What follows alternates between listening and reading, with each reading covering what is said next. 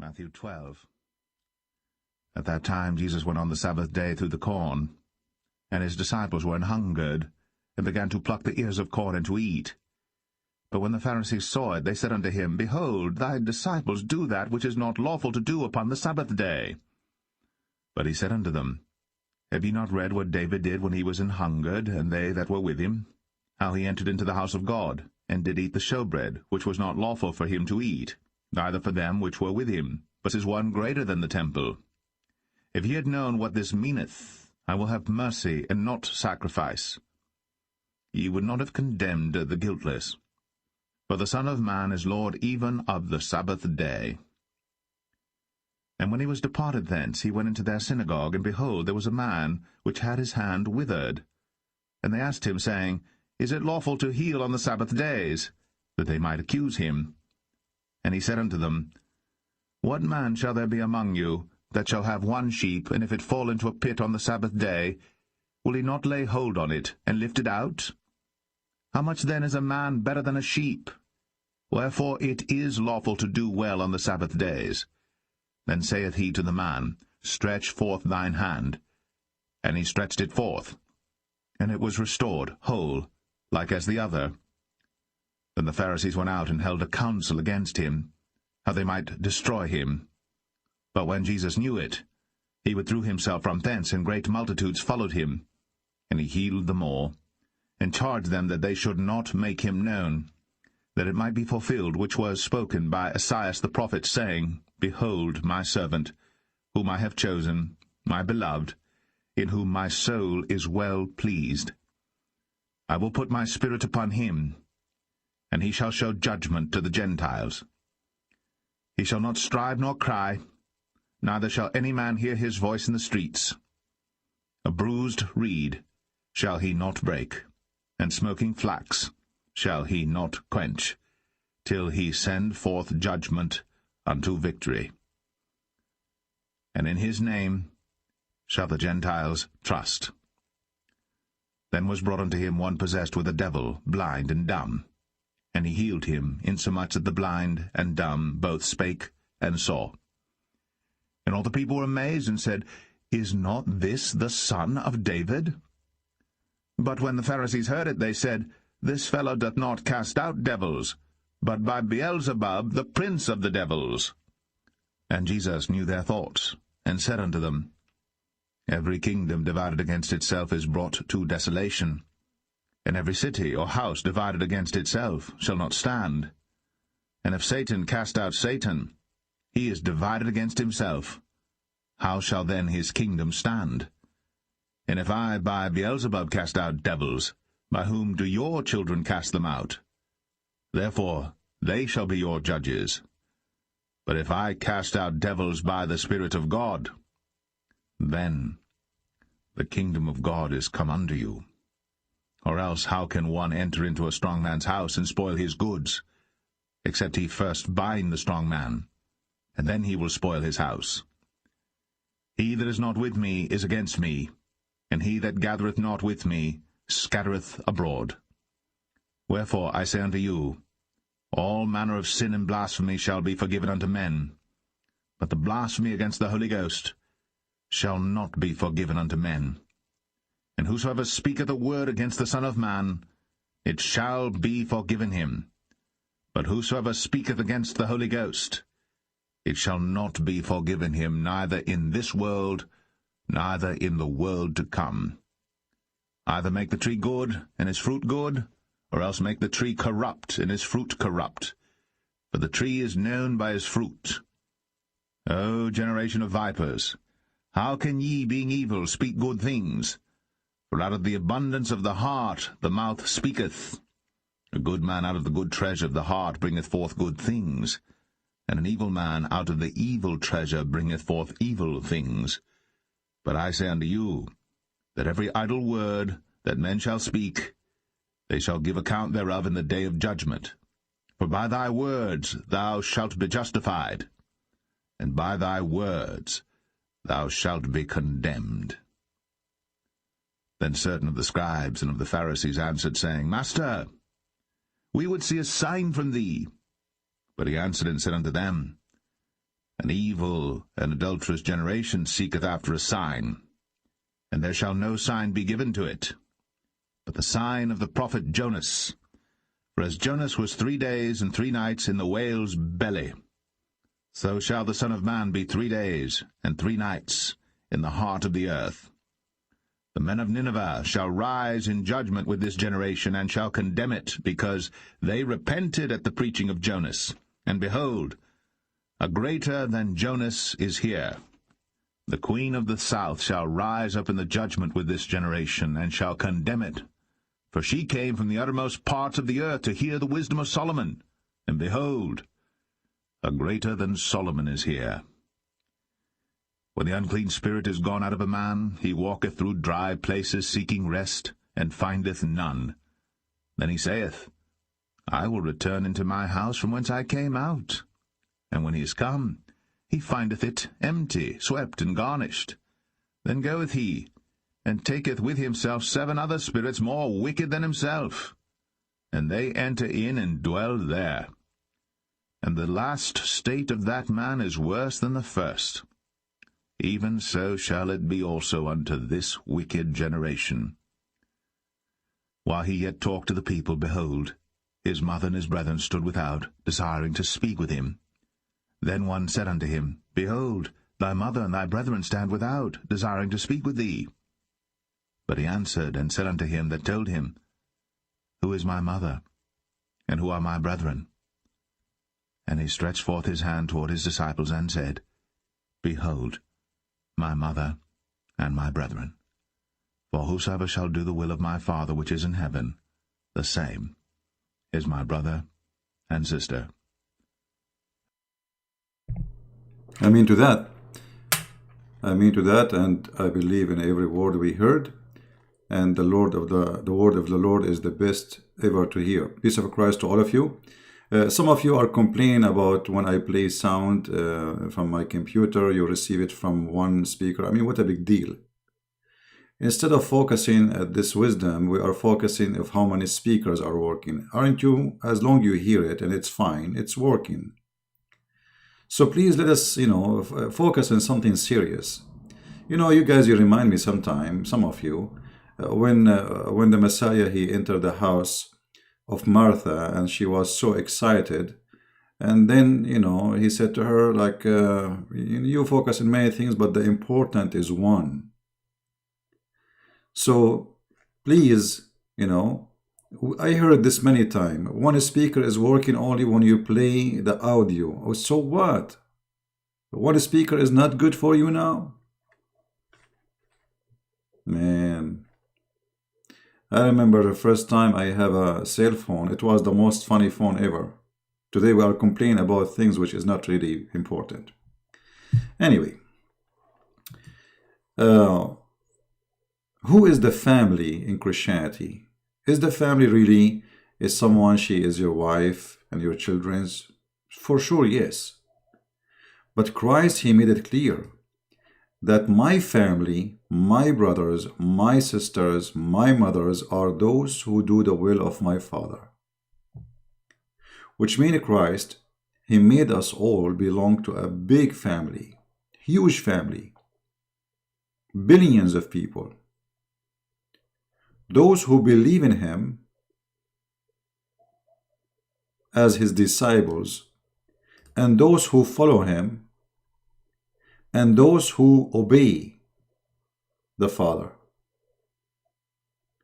So it is not really just, your bloodline of a family of people because actually most of those, not only most, I mean all of them, you did not even choose them. You did not choose your father, you did not choose your mother, you did not choose who was your sister, you chose none. Neither they choose you. You are just born there. But Christ's family is a chosen family. My brothers and my sisters, my mothers, those who do the will of my Father, those who believe in me, those who follow me, those who obey. And actually, every day I witness That's me, myself. I have a big family, huge family I never even met. Isn't it beautiful that you have people who care for you, but yet you never met them? They don't even know how you look like. Isn't it beautiful that you enjoy a family who even support you in every mean, yet you never met them?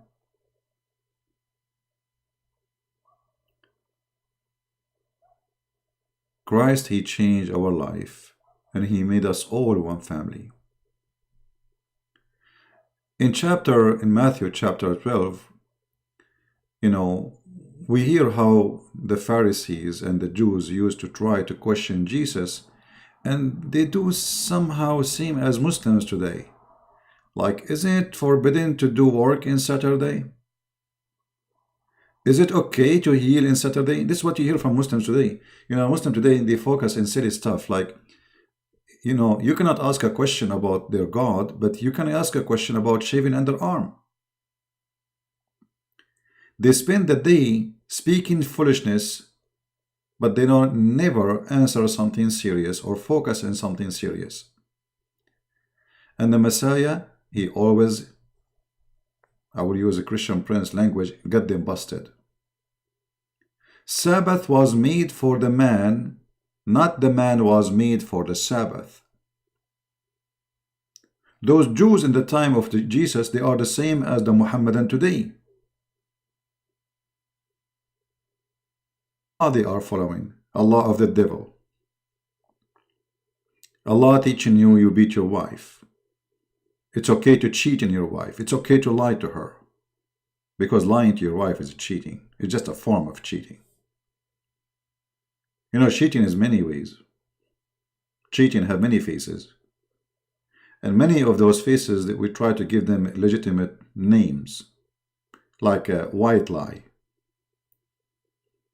There's nothing called white lie and black lie.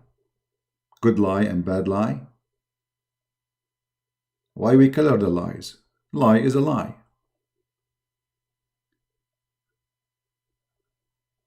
While Christ, he established the foundation of family. Islam destroyed it.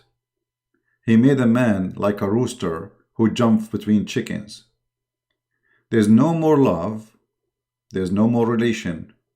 There's only contract of sexual activities.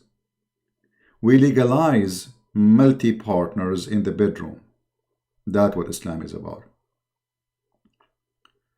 While Jesus forbid us from abusing the gift of God, that he created us male and female. While the Jews, they were abusing women, divorcing them when they get older, the Messiah, he showed them that this is absolutely evil. You marry and you love the one you are married to.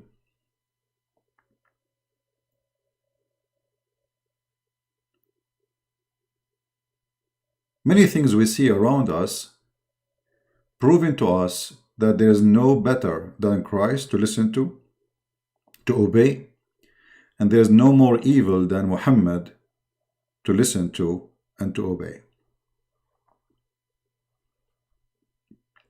Someone asking what Sabbath means. Sabbath is any day you designate to God. It doesn't mean Saturday necessarily, but it means Saturday in the same time. So if you designate a day, let us say tomorrow is Wednesday, and you say this day for God, that is Sabbath. So Sabbath is a day a day of God. You have a Skype or no? Sure, I have a Skype. Are you Muslim, Mr. Muhsin? Are you a Muslim? My Skype is not open yet. If you want to call me, just let me finish what I'm saying, and I will be happy to receive you.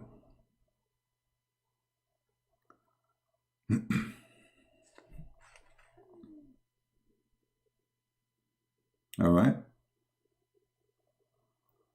So it's very important for us not to be silly like those Pharisees or those who follow Muhammad, who focus in rituals and empty stuff. You know, like there is some religions, if we can call them religion, they focus in the sound of the drum.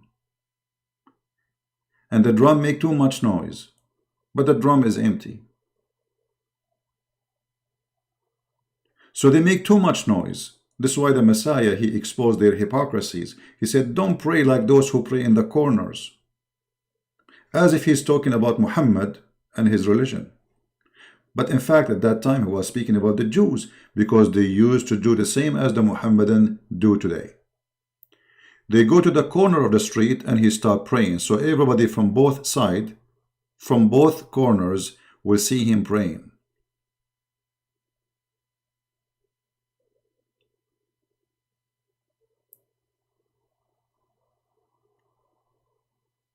We always have to be vigilant and not to be fooled by somebody speaking about God, because many, they will come to you in the clothes of a sheep, but they are wolves. You know, if you open the yellow pages of Muhammad, you'll find how much time he spent to say worship God, worship God, worship God. What kind of God we are talking about?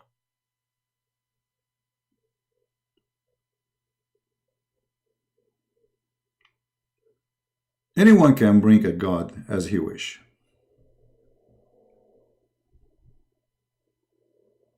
Right?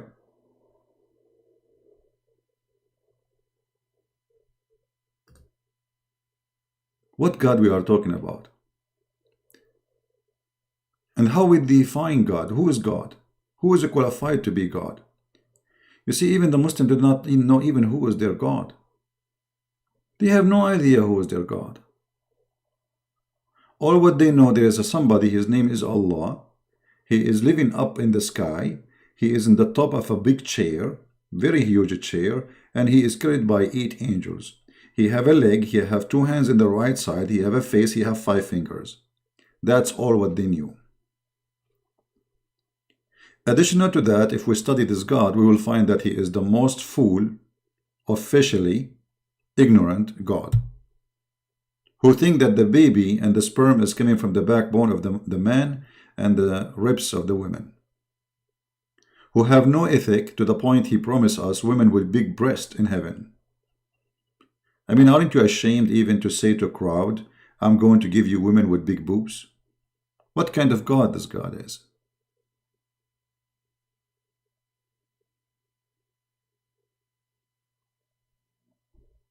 How God can be God if he is not holy? How God can be God if he is filthy? How God can be God but yet he is a fool?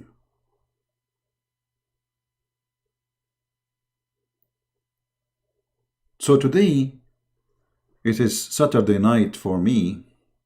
It is Sunday for many who live in the East already. But it doesn't matter really which day we are. All days belong to the Lord when we are speaking about him. The Messiah, he said, every 2 of you mention my name, I will be between them, which means I will be the 3rd. It doesn't matter when you speak. Please be respectful. This is my first time in your podcast. Mr. Muhsin, you are welcome to stay. You are welcome to leave. Nobody is forcing you. I have no respect to the God of Islam. You like it, you can stay. You don't like it, this is up to you. I'm not insulting you. I do not know you. Your God, he called me monkey, pig, kafir, najis, filthy. I mean, all kinds of names. And then you are asking me to be respectable. Who to what? To a person, he said to your father to beat your mother? Do you respect such a person? His name is Allah. He said that your father, he can beat your mother. Are you proud about a God he teach your dad in order to make your mother obey him to beat her? I mean, what kind of a son you are if you are proud about it? Right, my friend? So if you are asking me to respect you, no problem, I will respect you. I do not know you. Maybe you are better than me. But who's talking about you and me now? We are talking about God. So if you are very much sensitive, you cannot handle the truth that Santa Claus is real and Allah is not, then you better leave. You know, people, they speak against Santa Claus. I don't know why. Santa Claus was a good man, very good man, very humble, very giving. He spent his life giving. He gave his life to people. He spent his life making people happy. But Allah is not. Allah, He spent His time, Aka Muhammad, killing, destroying families, nations. So, when we speak the truth hurt. And I understand Mr. Muhsin is upset. His first time here. Well, my friend, I have to share the truth with you, otherwise I have to be hypocrite. How I can be truthful with you? You see, in the Middle East we say my friend is the one who make me cry, not the one who make me laugh. Which means he the one who tell me the truth. Right? It's not beating hard, it's like a small finger. Guys, Mr. Muhsin, he said that the Quran teach him to beat his wife like a small finger. I mean, Muhsin, who is here the fool? The Quran says beat them until they obey you. Okay, so now you beat the women with your finger. I mean, is that a tickling? Are you tickling her? Like, she will. I mean, come on, don't fool yourself. Don't be stupid. What, not like beating? Not like beating? It says beat them until they obey you.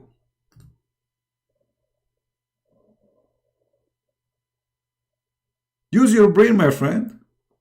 It's not like beating, guys. It's like, using your finger doesn't cause pain. So, okay, now I want to go with you. So your wife, she is not obeying you. And Allah, He said to you, beat her by your finger. Okay, now she will not obey you more because she like it. It's tickling. So what you will do next? Do you think really anyone here in the world will believe in what you said? I can show you your prophet. He took the side of a man who did beat his wife until her skin became greener than her clothes. Greener than her clothes. He took the side of the man who wanna rape the women. Yes, she is his wife, but it's a rape. He wanna force her into bed. This is how the Muslims, by the way, I mean, I don't know this gentleman. Maybe he's a nice guy. Maybe he do not know. Maybe he's just copy-paste what they told him. But my friend, it's not true. And you know what? Let us make it a light beating. I mean, how lighter can be more than a spit? Do you accept somebody to spit on you? Can it be lighter more than this? It's insulting. It's a disrespect. It's dishonoring your mother.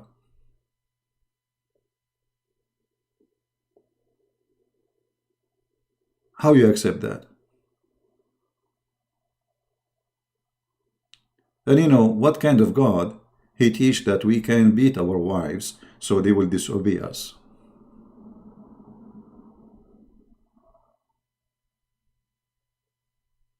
Right?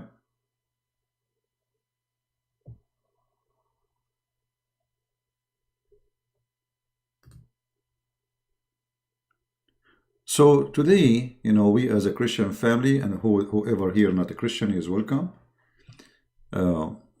we celebrate the wisdom of Christ.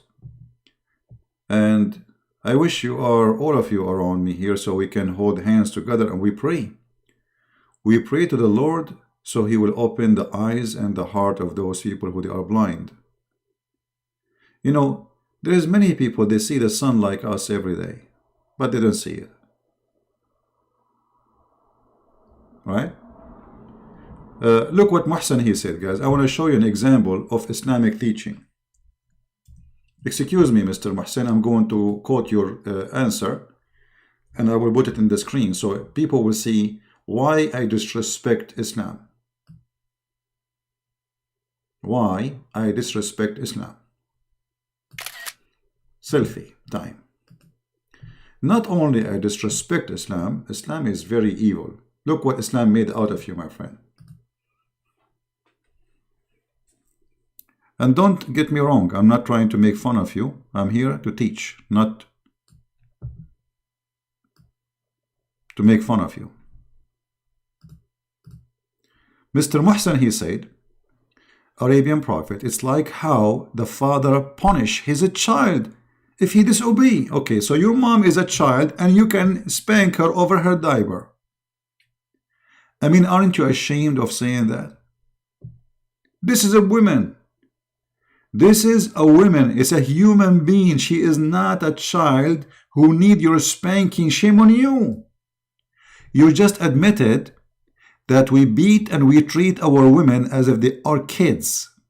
Oh yeah, I forgot, you Muslim marry kids. You have no family. You know, a family is a mother, a father, or a husband and a wife. And those husband and wife, they are sitting in one chair. In Islam, no. The man sitting in the chair and the woman, she bent over to spank her, to make her obey me. You know, in USA, if you beat a dog, you go to jail, my friend. I'm serious. You go literally to jail. In your religion, your mother, she will be spanked as if she is a little child. And that is a teaching of God. You must be very proud. I mean, I'm sure many women now, they will marry you because you are following Muhammad. I mean, how in the world any woman she will accept to marry a Muslim man who believes in such a garbage? First of all, a man who beat his wife is a coward and he have no dignity. Coward, you know. If you want to practice that you have muscles, go and fight men like you and your size. But beating a woman, there is no honor in that. So it's a sign of a cowardness. It's a sign of a lack of intellect and intelligence. It's a sign of being ignorant and uneducated. It's a sign of being a fool and dummy and a garbage and low class. No real man will beat a woman.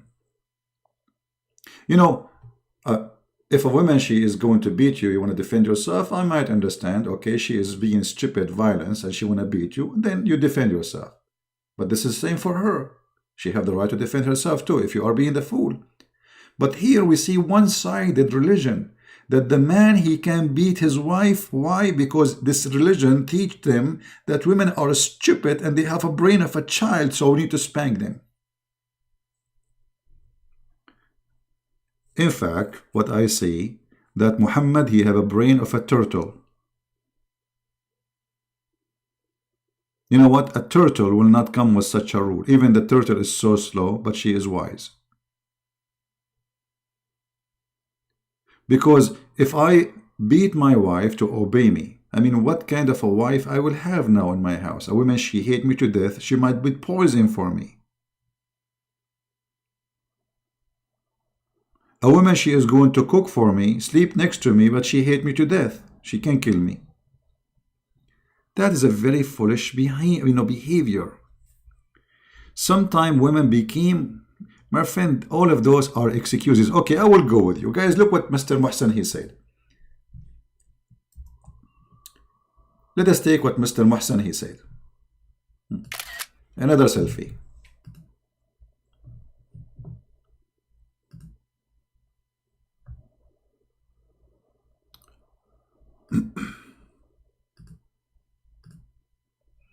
Let us put Mr. Muhsin in the screen again.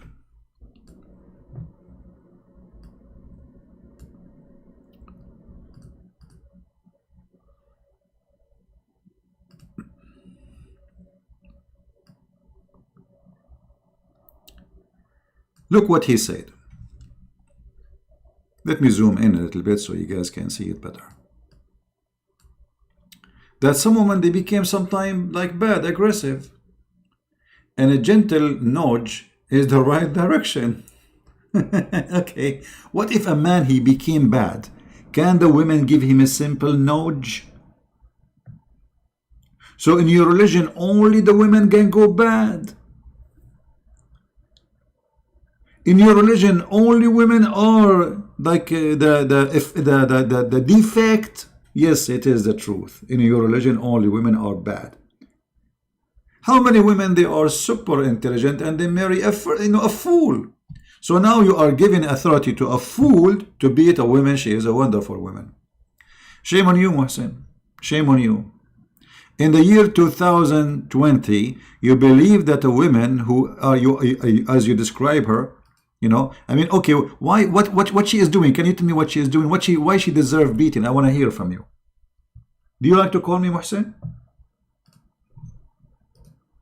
Do you like to call me my friend live on air? Give me an example why you want to beat her. Hold on. In the Bible, the man is the head of the house, but he is not the head of beating. There's a huge difference. The head of the house is the same as Christ. He said clearly that the same as the Christ, he gave himself to the church, the man, he gave himself to his wife. So he is the head of the house to sacrifice himself, not to torture his house. You see, Christ, he is the head of the church. He sacrificed himself to the church. He did not torture and beat his followers.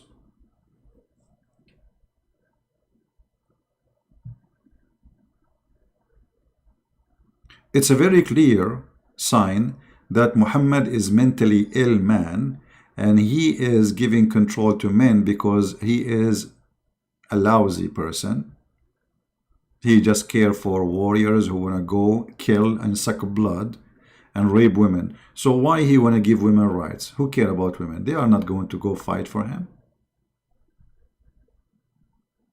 Right?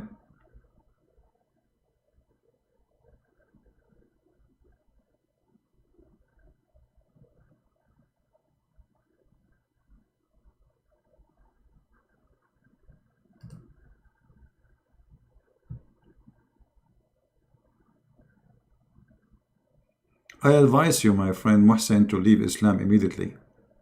Islam is bad for health, bad for family, bad for your children. Imagine your son, he see you beating your mother. I mean, this is disgusting.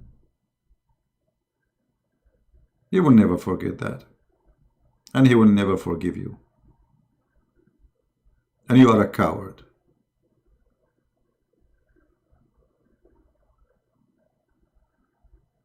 And not only Islam, he allowed a man to beat his wife, Islam allowed a man to abuse his wife in many ways. As an example, if the woman, she refused to share the bed, her husband can beat her.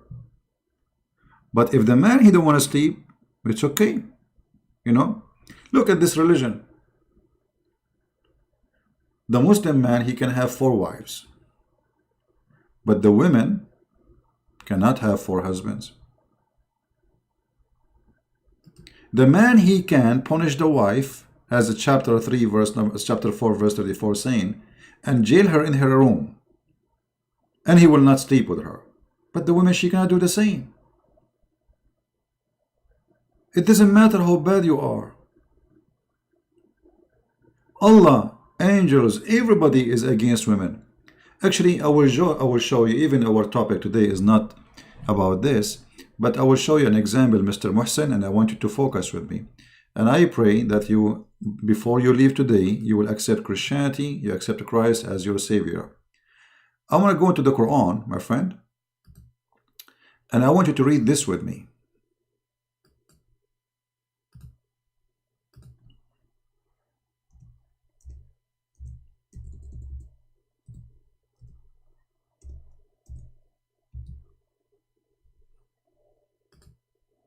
And try not to laugh. Try not to laugh. Muhammad was a very bad man with his wives, and he used to cheat and sleep with the maids in his bed, in their bed. The women, they have 2 parties. 2 parties like Democrat and Republican in USA. And they made a strike against the filthy Muhammad. Look what Muhammad he do. Always he used God as a way to control. He could not beat them because one of them, she is the daughter of Abu Bakr, and Abu Bakr will beat the hell of him, they are daughters of his companions. He need them. He don't dare to beat them. Actually, once he did beat Aisha, as the hadith said. But obviously, Muhammad is in disability. Look at the coward. Muhammad, he said to his wives, if you two Aisha and Hafsa, turn into repentance to Allah, huh? Which is between two brackets, it's better for you. This is a translation. For your heart indeed is so inclined to oppose what? Between two brackets. I mean this translation, they are adding words not there. Let me take it off. I will put different translation. I hate it when they put words between two. I mean either translate it as it is or don't translate. If you two turn repentance to him, which means to Allah, your heart are indeed so inclined. He accused them to be kuffar. But if you back each other against him who? Muhammad. Listen to carefully what Muhammad he is going to say. Listen carefully as this disaster. Truly Allah and is his protector. Okay. I mean the guy having fight with his wives. What Allah is his protectors? I mean, have you ever heard of a stupidity like this? Allah is his. Hold on, this is need some extra care. We cannot just go over it like this. This is needs a special effect.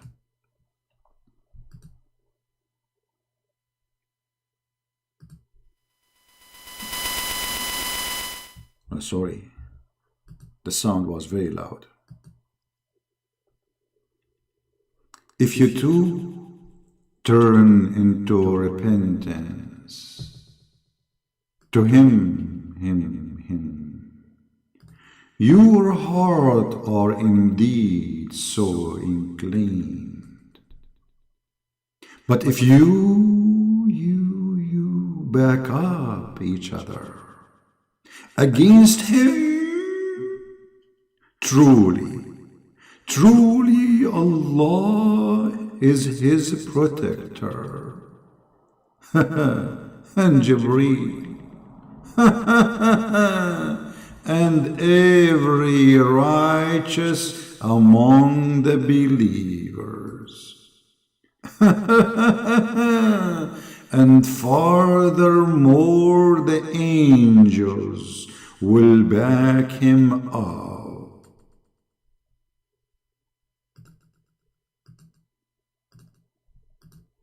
Like what the heck? The guy, he have a fight with two wives. He need all this army? Allah is not enough. No. And Jibreel not enough. Every righteous believer, 1.4 billion, is not enough. And furthermore, all the angels. I mean, who's left? Is that the Third World War? You are fighting two women, they are 5 foot tall. Why you need all this line of Allah and Jibreel? I mean, and the firefighters and the police and the Sharia law and Susu and Mimi and Fufu and Didi and Dudu. Is that telling you something? What this is telling me that Muhammad is suffering from being coward. Those are daughters of companions. He don't dare to do things to them. He give up. He said to himself, okay, let me use my trick. Allah, he said to me, Allah, he made a verse about you. This is why Aisha, she said to Muhammad, Inni ara rabbuka yusari'u ila hawaka ya Muhammad. I see that your Lord, your God Allah, he run to satisfy your sexual need. She did not mention the sexual needs, or let us say entertainment, but it is about sexual because about women who offer himself.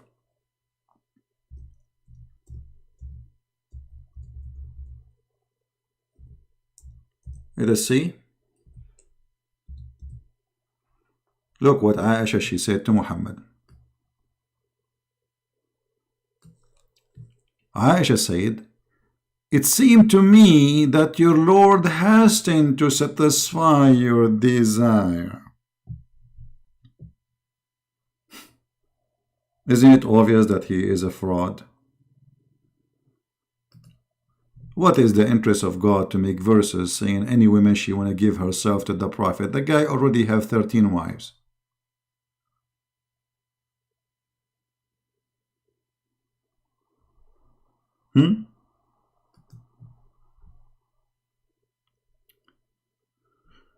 Innocent question. Why do you think Muhammad had many followers considering all the things exposed about him? Were the people so impressed in the Quran? Or what? I'm not sure what do you mean, my friend. Were the people so impressed by the Quran? No, the Quran itself says the opposite. The Quran says that the Arab, they make fun of the Quran. And they say to Muhammad, if you wish, we can make better. Right? Sing the Quran. So, I don't know, look like Muhsin is so quiet now. I think he is thinking, I hope he will leave the cult of Islam and he will understand very well that Muhammad is nothing but a fraud. A family cannot be built by a man like Muhammad. A family can be built by a person who is holy, like our God, the Lord, the Messiah, who made marriage a unity, not sharing bed, who made marriage about love, not about sex, where he taught the Jews and us that the man, he will leave his parents, same as the women, and they will become echad, they will become one.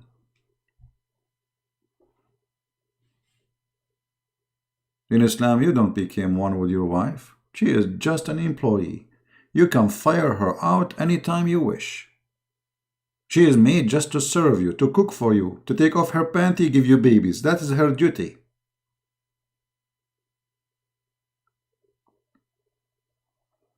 That cannot be from God. That's against God. Even in the stories of the Muhammadan, who they stole it from the Bible, about Jesus, about God, about Adam, about Eve. How many Eve God he created to Adam? Why you Muslim believe in the story of Adam and Eve? Why Allah did not create 4 Eve to Adam?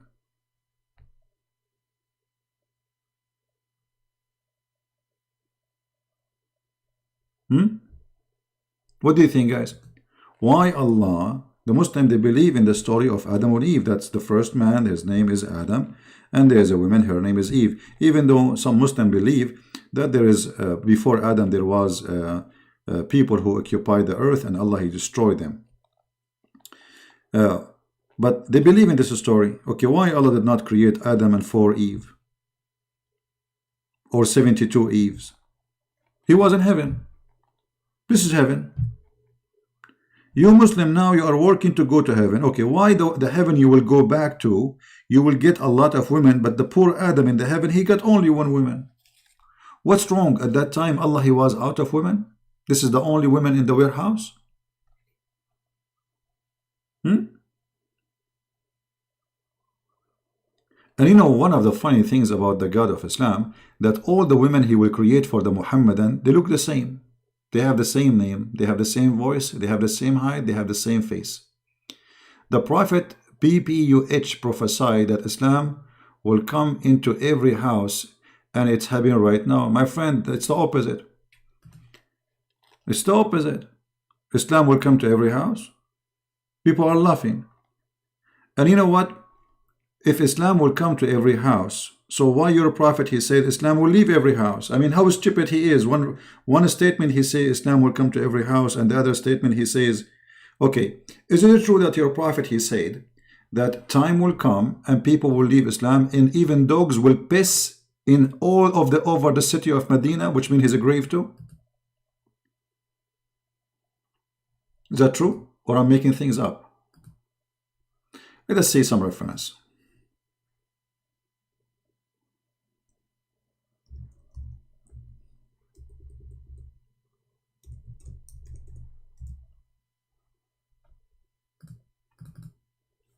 Just to show you that your prophet is mentally ill.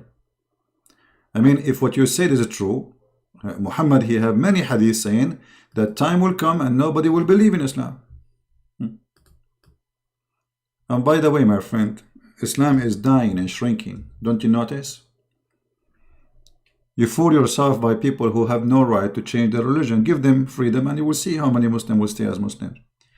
Yahya related to me from Malik, from Ibn Hima, whatever, blah, blah, blah, blah, blah, from Abu Huraira, the Messenger of Allah said, grant him peace, he said, Medina will live in the best way, until a dog or a wolf enter it and urinate on one of the pillars of the mosque.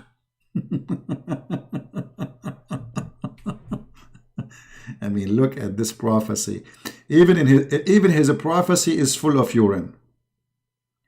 I mean, this is a urine prophet. Until a dog or a wolf will enter it and urinate on one of the pillars of the mosque. Which mosque? Where the grave of Muhammad exists.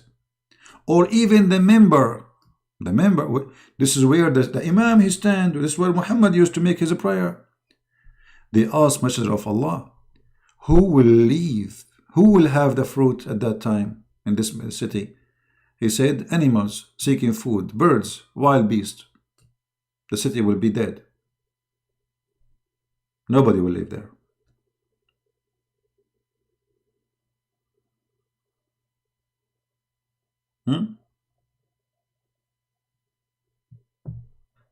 Your prophet, he have tons of hadith speaking about Islam dying. So which one of them? And not only that, I can show you from the Quran saying that the one who will be victorious is the one who follows Christ. Let us go to the Quran.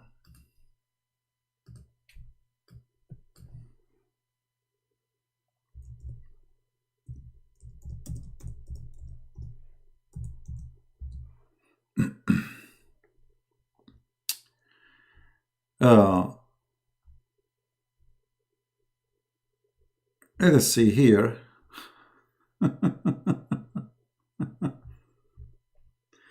Oh boy. This is your Quran, my friend. Chapter 3, verse number 55. It says, behold, Allah said to Jesus, which is not exist in the Quran really. It says Isa. There's no Jesus in the Quran. I will take thee and raise thee into myself. By the way, it doesn't say I will take thee. It says I will cause you to die, mutawafika, and raise you to myself, and clear thee from the falsehood. And those who blaspheme will make those who follow thee superior to those who reject faith to the day of resurrection. Okay, the one who follow who? Follow thee. Who is thee? Guys, this verse here is speaking, who is thee? When I say thee, speaking about Jesus, right? Okay. So those who follow Jesus will be victorious until the judgment day. That destroy all the cult of Islam. Because the Muslims, they say, there is nobody true Christian anymore. The Bible is corrupt. Christianity, the real Christianity is gone. But here it says that those people will be superior to those who reject faith until the day of resurrection.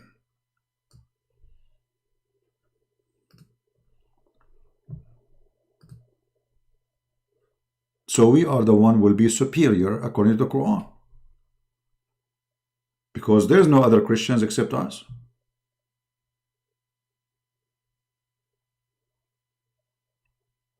Right?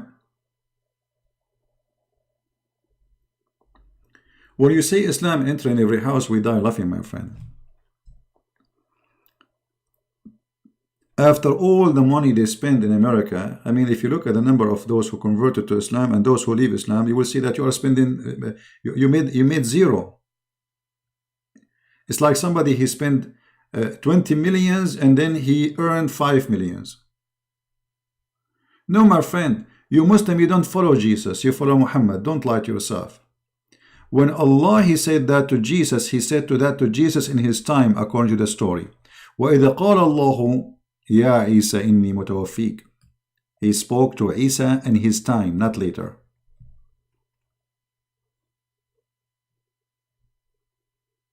And just to show you why I believe that the one who wrote the Quran is an idiot.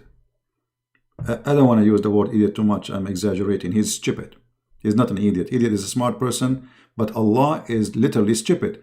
Look at this verse here. It says, إِنَّ مَثَلَ عِيسَى عِنْدَ اللَّهِ كَمَثَلِ آدَمَ خلقه من تراب ثم قال له كن فيكون.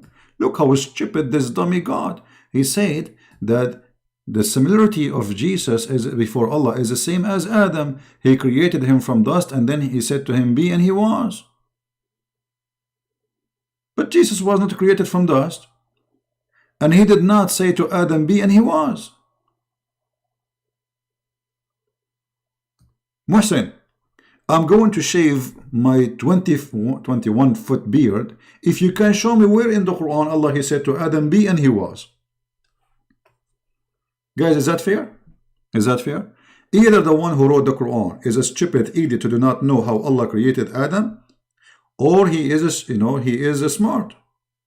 Okay, the verse in front of you is so clear that the similarity of Jesus is the same as Adam. He created him from dust and then he said to him be, and he was. Where it says that?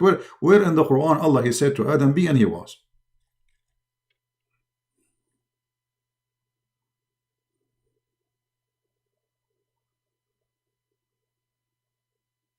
Where?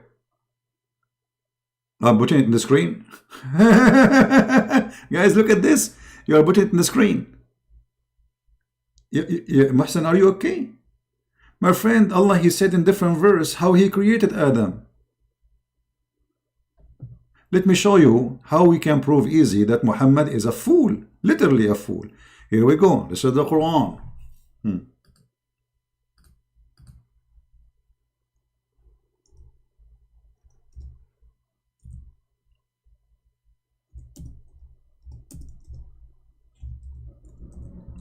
Read and laugh.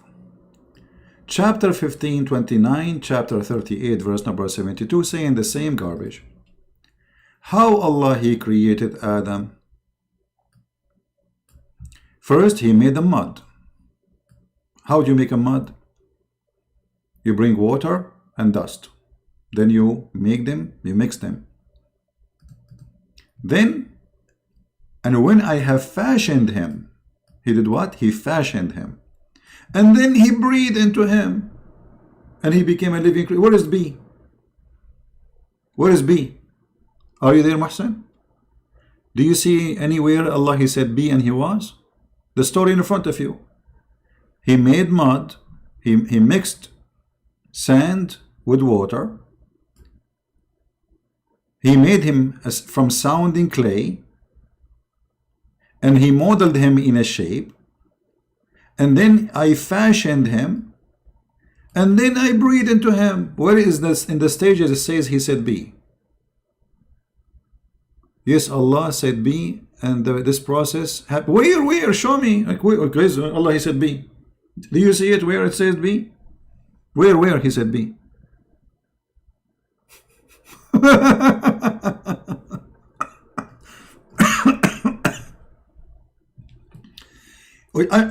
Maybe I'm blind. I want you to help me. Where you see how?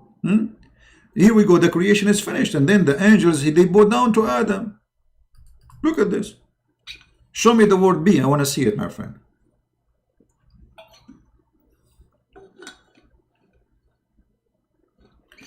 But no, this is stupid. This is a contradiction. You see, I'm showing you the two so I can show you contradiction. Because either he created him by B, or he created him in stages, making modeling, and then breathing, and then there is no B. You see, if Allah he said here, after he breathed into him, he said be, and he was, then it makes sense. Okay, both of them saying that, but it doesn't say that. Does it have to be all in one place? No, it doesn't have to be in one place, but this is here how he created Adam. This is how he created Adam. That's it. Secondly, how Jesus is the same as Adam. Was Jesus created from mud? I mean, this is very stupid. You see, the only human being is created from dust is Adam. And Eve is created from Adam and dust. The rest is not. We are not. We are just born. And Jesus, he was born. There is no dust involved.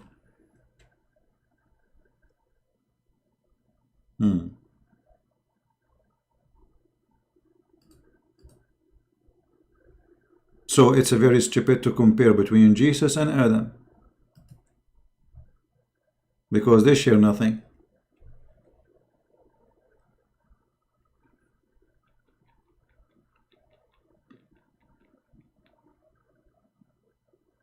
Yeah, it doesn't say that. And look how Muhammad, he told the Muslim to do a debate. Look at this debate. Look how stupid this debate is. If anyone dispute with you in this matter, which means about Jesus, tell them, okay, come, silence me. Huh? Let us gather together, our sons and your sons, our women and your women, ourselves and yourself, and let us earnestly pray to invoke Allah to curse the one who lies. I mean, how stupid this debate is.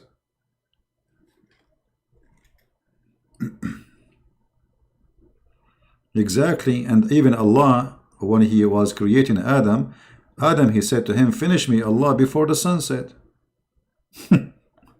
Adam was worried about finishing him late. Adam and Jesus were mentioned 25 times in the Quran. Well, hold on, I don't know. You see, you Muslims are really funny. Guys, Adam and Jesus, they are mentioned 25 times in the Quran. All right.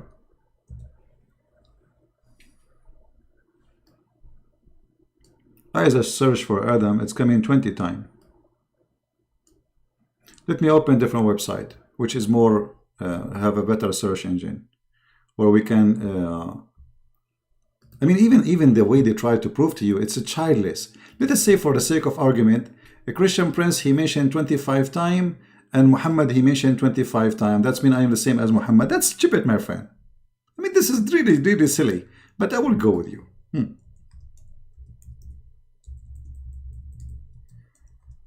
I will open a different Islamic website.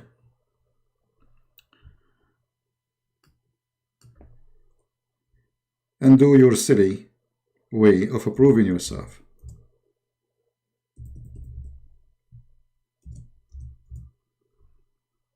The lack of intellect and reasoning.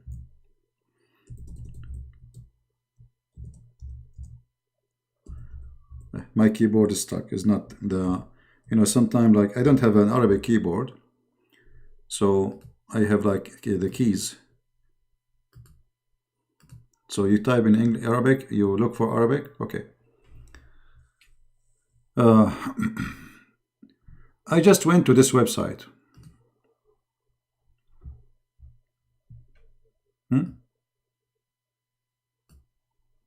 I found 30 times Adam.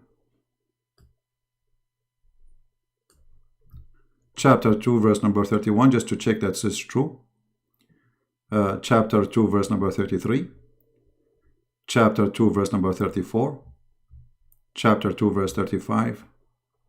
237. 333. 359. 527. Here I don't see Adam, so I'll take this one off. So we will take from the 31. This is 29. I don't see Adam here. Okay. And I don't see Adam here. Just to avoid the mistakes, So we have 28 now. Okay. Where we stop, guys? I forgot where we stopped. What number we were counting? Anyway, we have a 28 left. So the rest we have to have Adam, all of them. Okay, all of them they have Adam. Look, until now, all have Adam. This is the last page. Okay, Adam, Adam, Adam, Adam, Adam. Oh, there's no here. There's Adam. Here there's no Adam. That means we have a 27.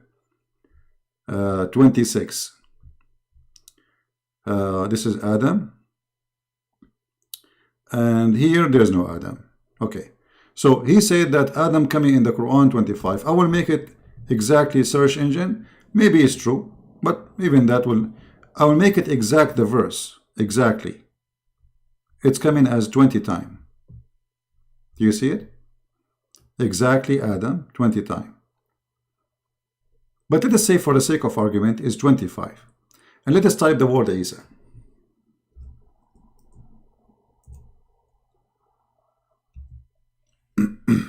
16 times. Let us type any word.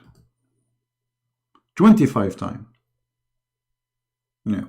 So let us say that Adam and the Isa, and they are coming 25 times equally, as he said. That is a proof that Adam is the same as Isa. This is your proof? There is nothing actually to share between Adam and Isa. Isa, according to Islam, is born. Adam is not born.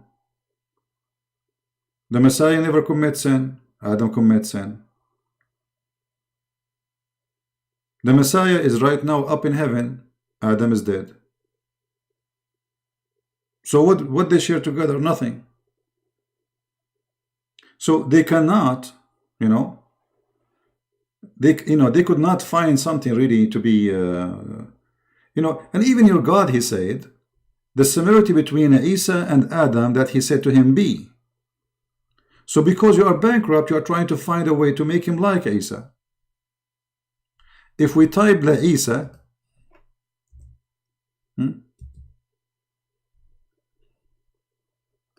gone, nothing. The same as when they speak about the word, the equal word, like for moon. How many times the word moon repeated?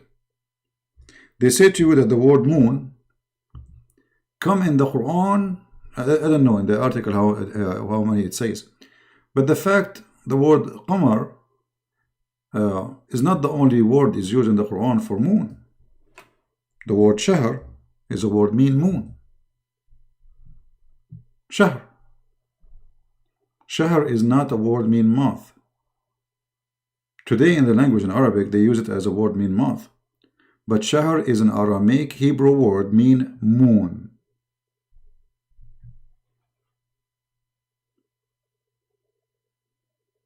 Right? They say to you that the day and the night in Islam, they come equally. They say like the word day and the word night come equally. The word day come in as 98 times. In their article it says 365 times. Any word, exact phrase, only once. Let us use the word yom just to show you, because yom mean day, nahar mean day. So the word nahar appear. It appeared 211. Any word 415. The word nahar again 98. Exact phrase once. So they make their own calculation to convince you that the Quran have something special. I find it very stupid.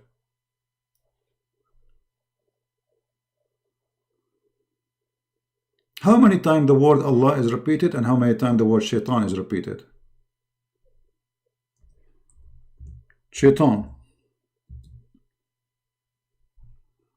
4 times. Shaitan 4 times. Okay. Let us see.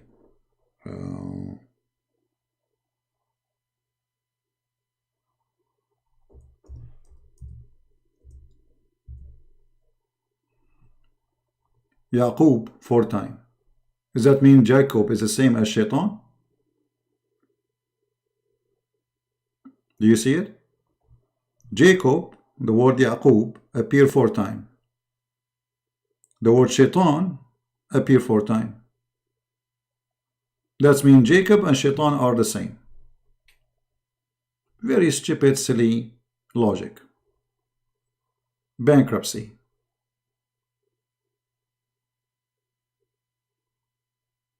Totally bankruptcy.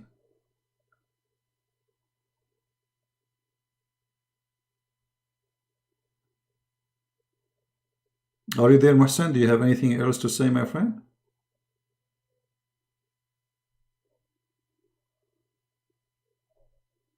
Do you have anything else to say? This is what you have, like Isa is 25 and Adam is 25, that's it? That's what you have? That's the best you can in Muslims you bring to us?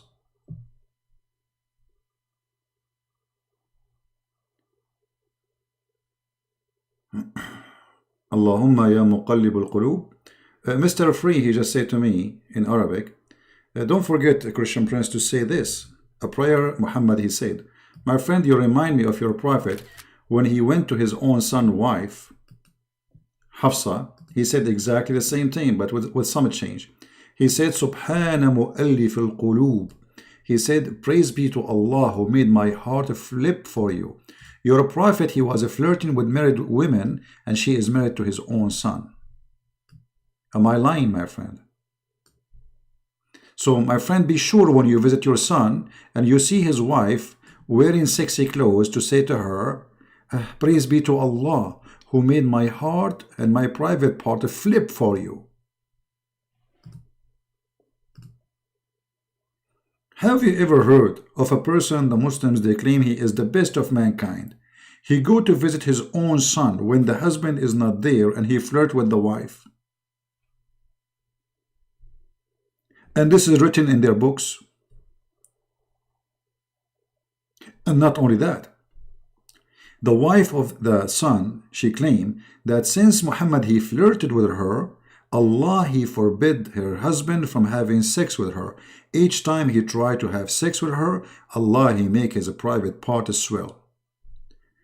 Do you want me to show you that, Mr. Free? Do you like to call me and you read it? And you will say to me, it doesn't say that, CP. Do you want to call me? Who want to call me and tell me it doesn't say that, CP?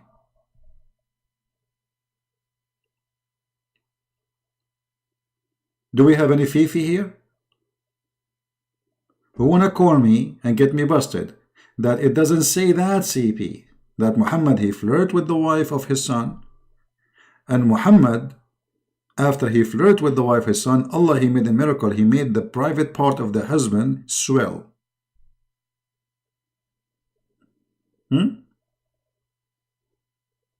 What kind of God is God? He made the penis of the husband swell. Why? He is the husband. If Allah is God, he should make Muhammad penis swell, because he is wishing to have a wife, she is not his. Isn't it true? It should be the opposite. So Allah he make the penis of the husband swell, not the one who is flirting with the wife, the stranger.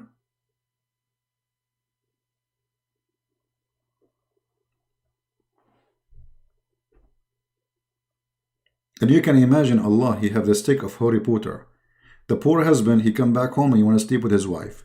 He take off his pant, he go to bed, and then Allah he hit him with the hammer.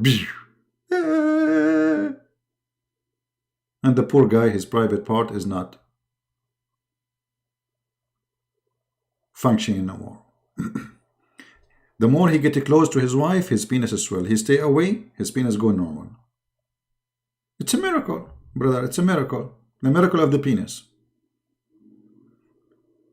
While Jesus making the blind see, the dead raised from death, the one who cannot walk, Allah he was making penises swell. Is that true, Mohsen? Or I'm lying, my friend?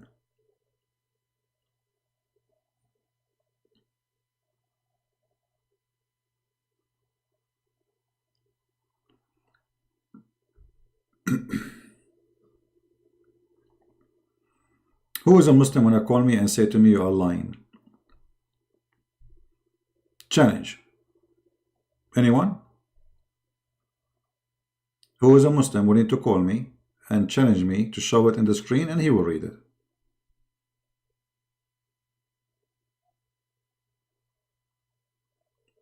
Anyone?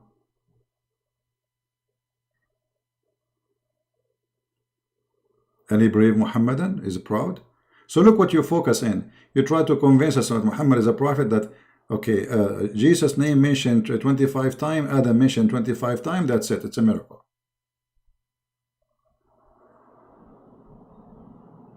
This is the proof that Muhammad is a prophet. I will make a book and I will write your name 25 times, Donald Trump 25 times, Monica Lewinsky and Billy Clinton 25 times, and that will make me God. That's amazing, my friend. I will make a book about cheese. I will say the word cheese 100 times, the word milk 100 times, the word sugar 100 times, and the word stupid 100 times. And that will make me God.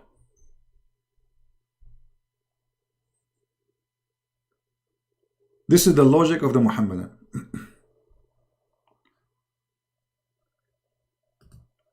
What about we read the Quran, where Allah He says that He created the human being from the backbone of the man. I hope you are securing your backbone, my friend. Your God Allah, He never heard of testicles. Or the God who speak, He says that women have a sperm coming from their ribs. It doesn't say that, CP. No, it does say that.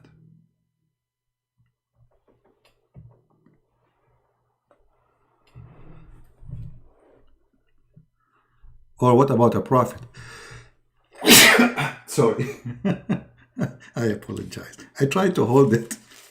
Hold on. Allah, He loved me now. Have you ever heard of a God He loved those who sneeze?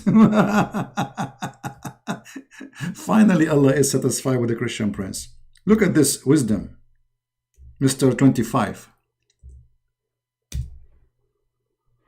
إن الله يحب العطاس ويكره التثاؤب. Allah, He loves those who sneeze and He hates those who do yawning.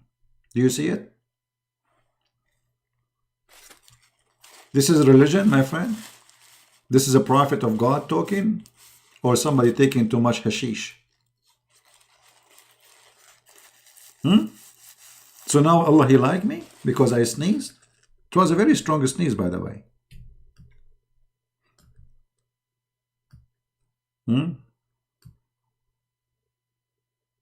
So Allah, He liked me now?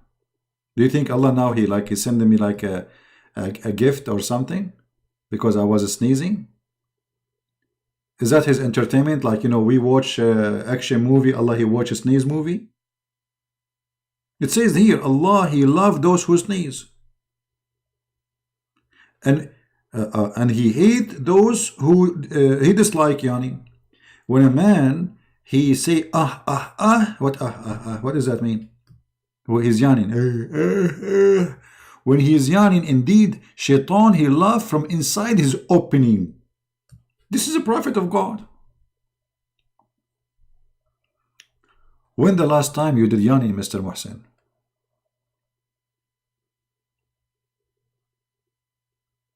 So instead of looking for 25 Jesus, 25 Adam, look at the 25 stupidity here. This is God. God, Allah, He told Muhammad that He liked the one who sneezes. So Muhammad is sitting in his house, and then Allah, He called him, taradan, taradan, taradan, taradan, and Muhammad, he answer, hello? Is that Muhammad? I told you, don't call me. Hold on, Muhammad. I told you, this is the Christian prince. And I told you, Christian prince, once at a time, don't come inside my house. I have wife here. I'm very jealous. Hold on. I'm not Christian prince. Are you sure? Yes, I'm not Christian prince. I am Allah. Oh, Allah, forgive me, please. Please forgive me, Allah. Forgive me, please. Forgive me. Forgive me, please, Allah. Listen, I want to tell you a secret which is personal. I'm listening. I love those who sneeze. Oh, okay. And I hate those who yawn. Oh, okay. I promise you, Allah, I will never do yawning.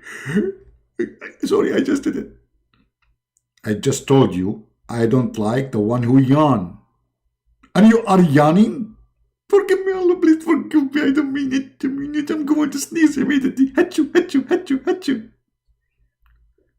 This is God. This is a conversation between God and his prophet.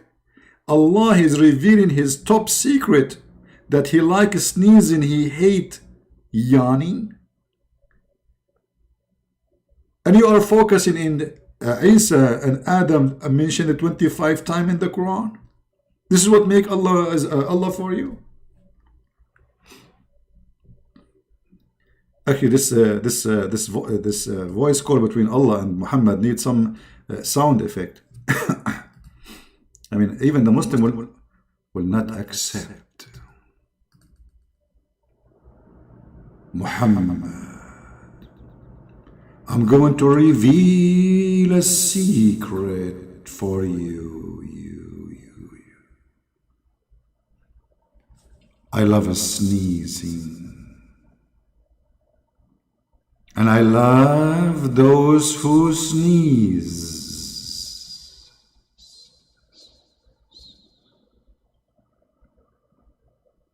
I hate yawning and those who do yawn. Aren't you afraid that when you yawn, Shaitan will jump in your opening garage? And he will laugh from inside your opening. The message is over. That's amazing. That's amazing. And by the way, how this message is delivered to Muhammad? This message delivered to Muhammad how? According to Muhammad, he used to receive inspiration of Allah as a sound of a bell.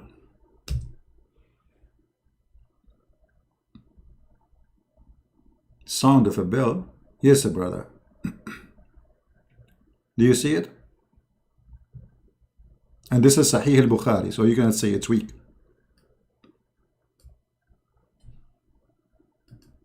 I wish Muhammad can tell us how he translated the sound of the bell to be Arabic. We have to admit that Islam is a very, very advanced.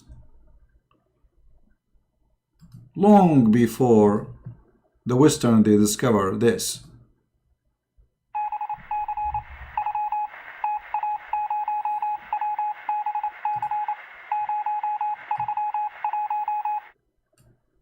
Translation. Bismillahirrahmanirrahim. A'udhu billahi minas shaitanir rajim. I am receiving a sound of a bell. And let it sound like this. Tadadam, tadadam, tadadam, tadadam, tadadam, tadadam, tadadam, tadadam. Tadadam, dot, tadadam. Dot, comma, tadadam. Quotation. Allah said in his message to me. Tadadam, tadadam, tadadam, tadadam, tadadam, tadadam. Tadadam, tadadam, tadadam, tadadam, tadadam. Tadadam, tadadam, tam, tam, tam, tadadam, tam, tam, tadadam, nam, nam, tadadam, nam, nam, tadadam, tam, tam, tam, tam. Translation. I say to you, Muhammad, any woman she wanna give herself for you, she is more than welcome. And now this is the only privilege for you. Translation.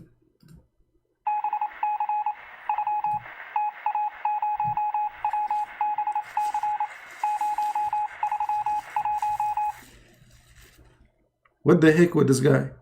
He received inspiration as the sound of a bell? But isn't he himself, he said just a few minutes ago, that the sound of the bell is the instrument of Shaitan? And angels will not enter a house, have a dog or a bell? Will not even accompany somebody is traveling with it. What's wrong with this guy? The bell is the instrument of Shaitan. Read it.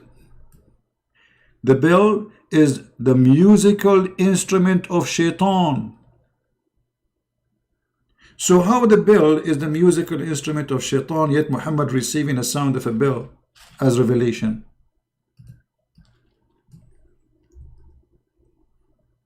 Hold on. I'm receiving something. I get reservation. Okay. Okay, guys. I just received a revelation from Allah, and He's saying to you that the gas price is increased. Okay.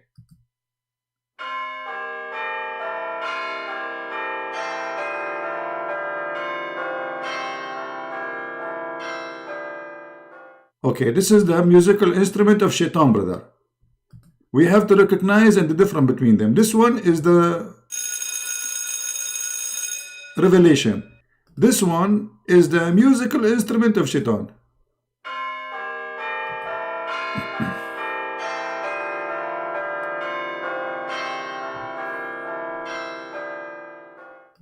But remember, brother, the name of Isa mentioned 25 times in the Quran, brother. That's what is matter, brother. The rest of the stupidity is not important.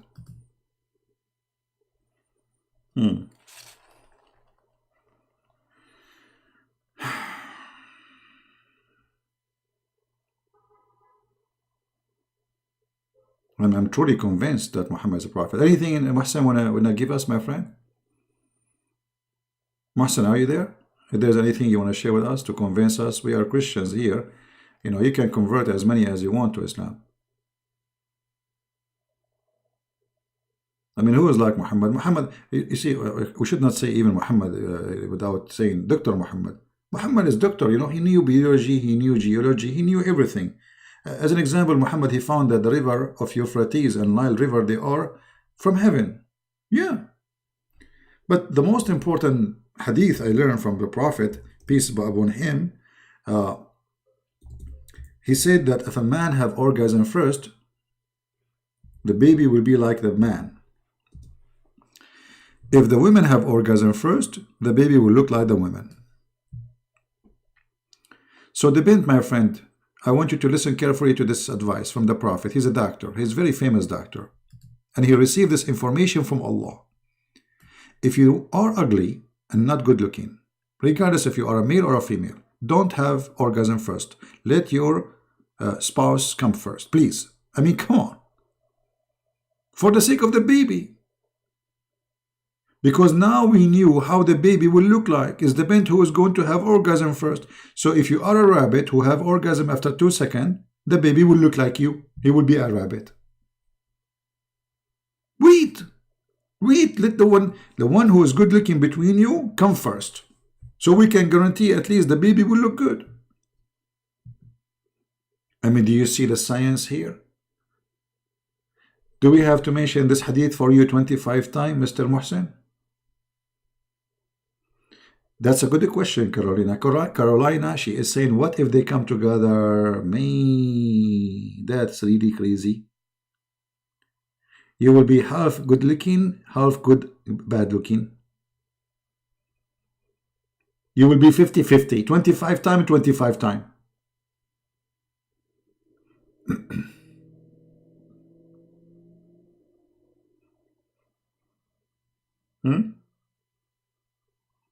That's pure science, my friend. That's just science. This is not this. Forget about religion now. This is science, you know. And actually, the only prophet who knew how long the sperm or the semen will live inside the women is the Prophet Muhammad. He discovered the time, the date, the hour. You will stay inside your mother. You as a sperm, as a semen, you will stay there for 40 days. 40 days. I mean, are you sure? Don't you think 40 days is too much? Why, he's on a vacation or what? 40 days as a semen? Really?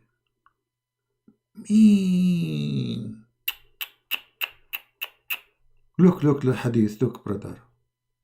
And look here in the translation, guys, the translation. Collecting the material of his body within 40 days. It says collecting material in his body. This is what it says in the hadith. You see how they try to cover the stupidity of Muhammad? Look at this. Collecting the creation of any one of you. Start with the process of collecting the material for your body within 40 days. This is what the hadith is saying. Oh boy. We move a little bit, we will find something different. The human put in together in the womb of his mother in 40 days.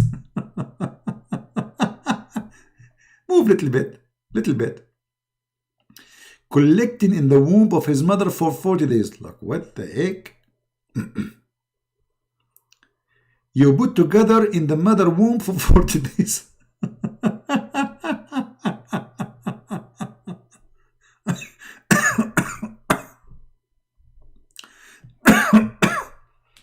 Let us go from the beginning and see how the story changed. The Prophet of Allah, he said, that you are gathered in the form of semen in the womb of your mother for 40 days. Do you see the word semen? What happened to the word semen? How the word semen is gone. Semen.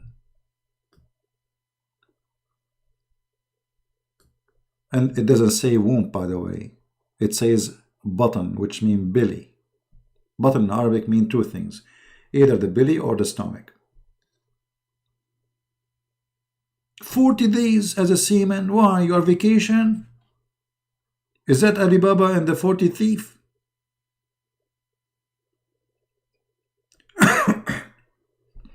And then 40 days as a congealed dead blood.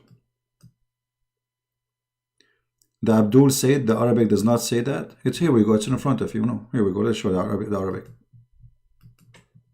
Here we go.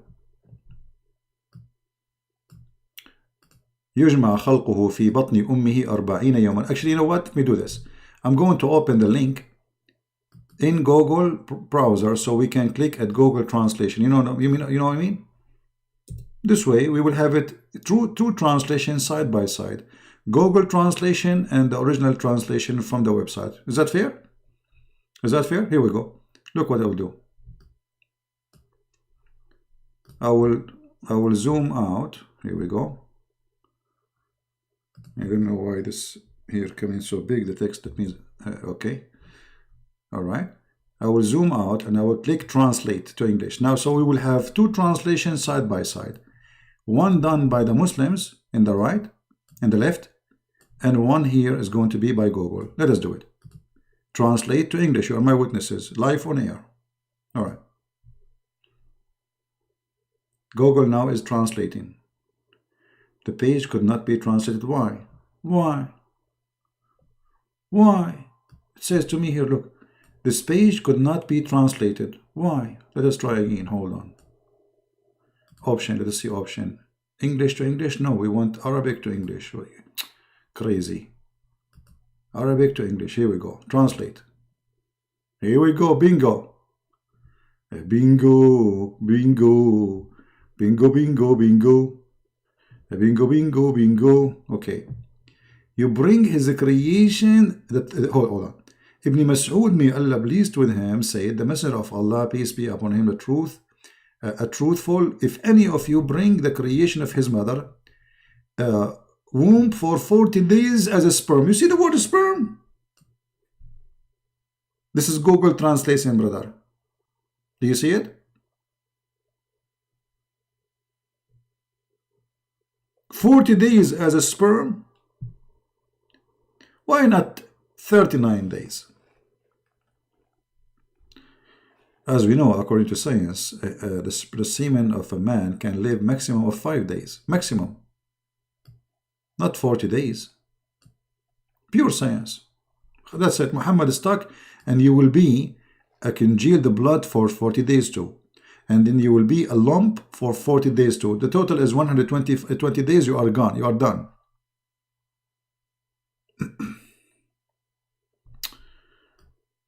All right. Well, I don't know. We changed the topic to talk about to the Muslims who they are here, but look like Muhsin is gone. I don't know what happened to him.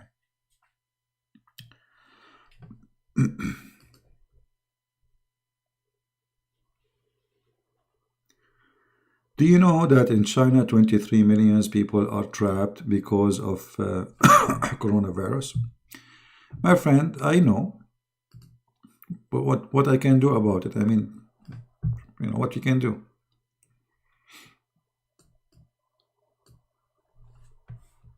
You know, through history, human beings, they used to suffer a lot from bacteria and viruses, and millions of people die. So now we are lucky that there is science is way advanced and they can fight it.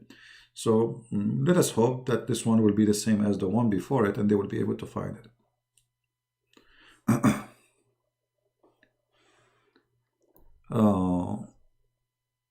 Yeah, how Adam, he knew that the sun will set. Exactly. But you know, Adam is smart. Adam at that time, not like Adam today, my friend. He knew. He told Allah, finish me before the sun set. Yeah. All right. Well, as long as there is no more Muslims, look like the Muslims disappear. I think maybe Mr. Muhsin now is gathering his forces to convince us. He noticed that it's not working. The 25 number is not working. So we have to find a way to convince those Christians that Muhammad is a prophet. By the way, any one of you can be prophet. So just say any stupid things, and after 1,000 years they happen, they will say you are a prophet. You said that 1,000 years ago.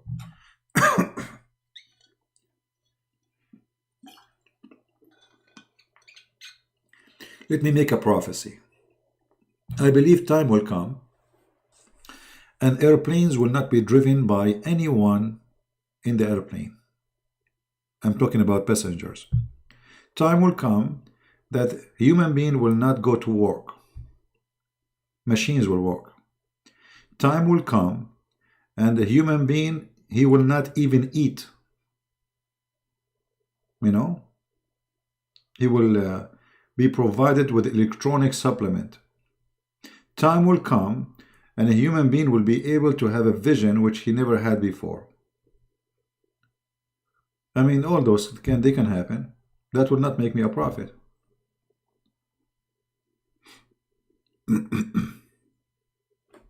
Right? Mr. Muhsin, he said you are a crazy man. Why you deleted his message, Quran? Anyone he say that, don't delete his message, please. Muhsin, the one is a crazy is the one who says that the sperm of a man stay inside the woman for 40 days. The one is a crazy is the one who says if a woman have orgasm first, the baby will be a girl, and if a man have orgasm first, the baby will be a boy.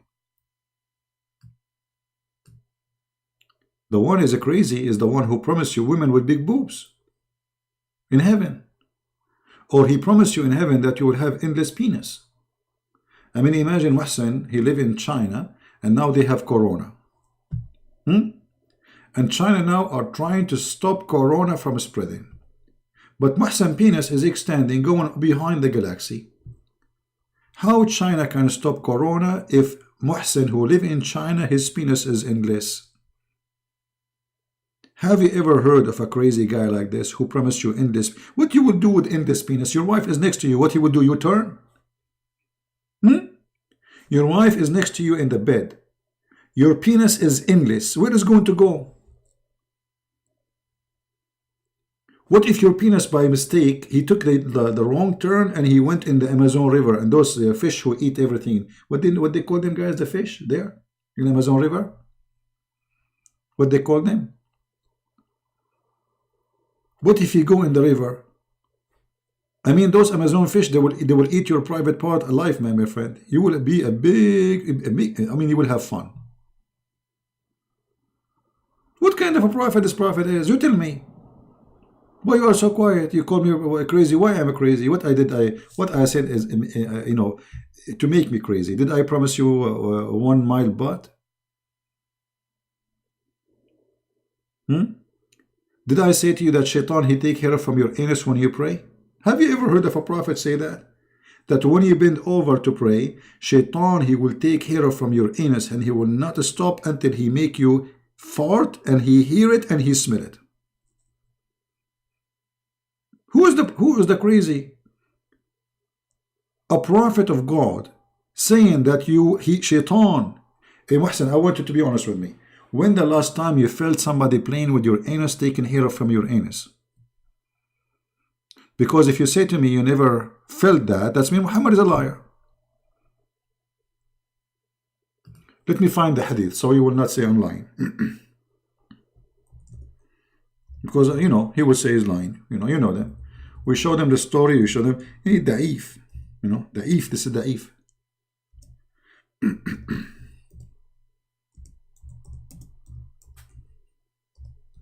Let us see who is the crazy.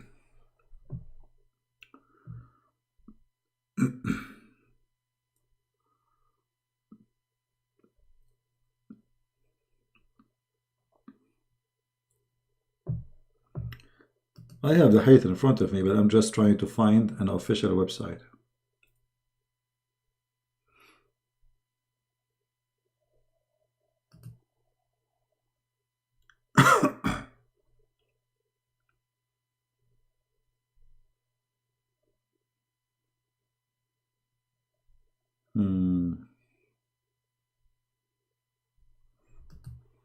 Let us see.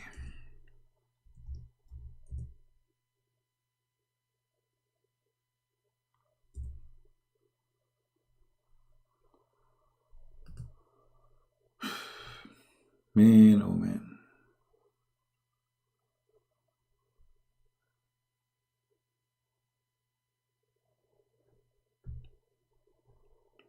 Actually, I found many videos. I wish I can play them about scholars explaining how Shaitan, he take hair from your anus when you pray.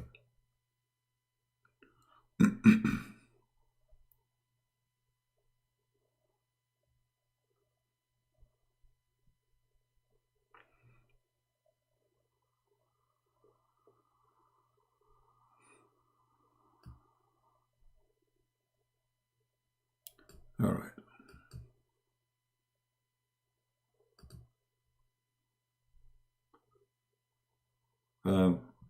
The funny, I'm finding the hadith in Google book. In Google book, you cannot translate the page. Let us see this one. Here we go. We found it in different website. All right.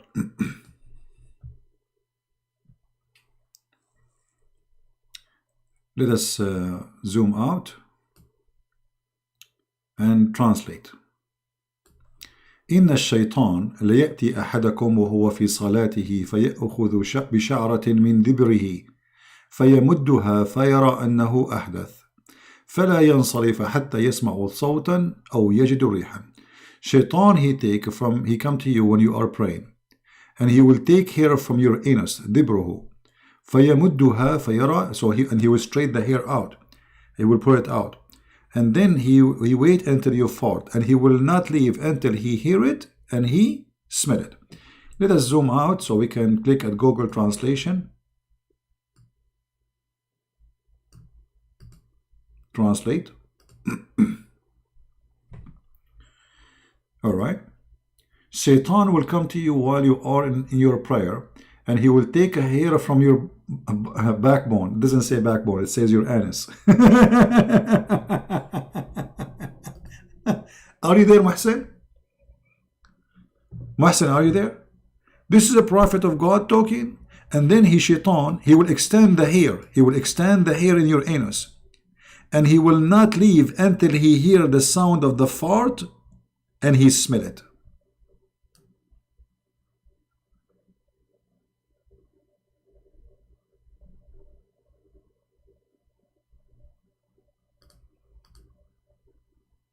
What do you say?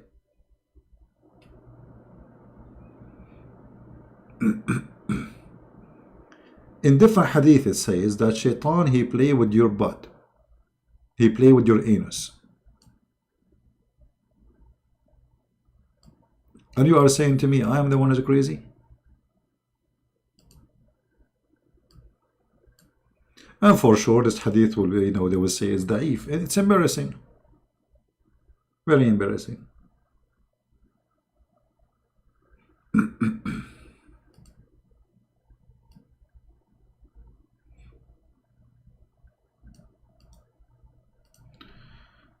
All right.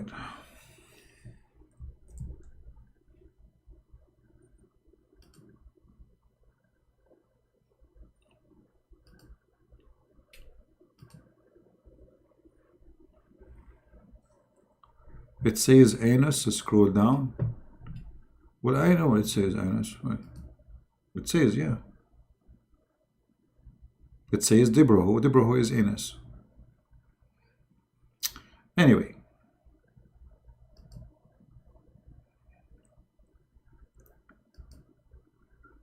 So, my friends, as you see, like, it's a shame we are talking about Muhammad when supposedly we are going to talk about Happy Saturday and Sunday. But Muslims came to the ground, and that forced us to go into the direction. Maybe we can help some Muslims to leave the cult of Muhammad. And if you read how the baby is created in the Quran, you will die laughing. Claiming that you are created from a sperm who became a congealed dead blood.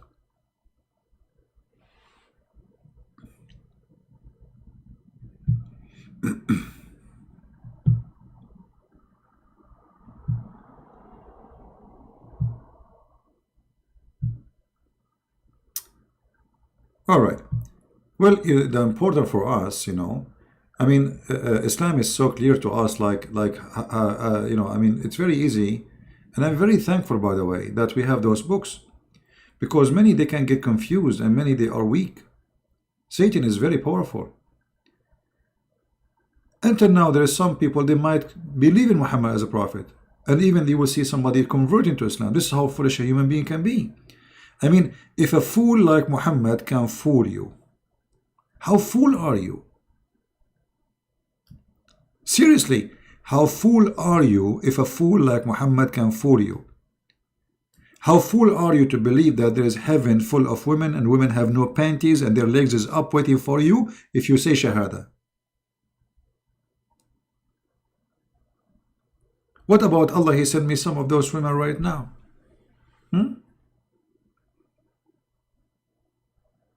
A lot of women, what I would do with them? Especially all of them, they look the same. I mean, this is the most stupid idea. Guys, imagine you have a million wives, 10 million. All of them, they look the same. They have the same voice, the same eyes, the same face, the same hair, the same height, and even the same name, Hur. You say Hur, everybody say me? I mean, this is the most stupid idea ever. It's boring. It's stupid. Who need all those women who they are one woman? Because simply they are one woman.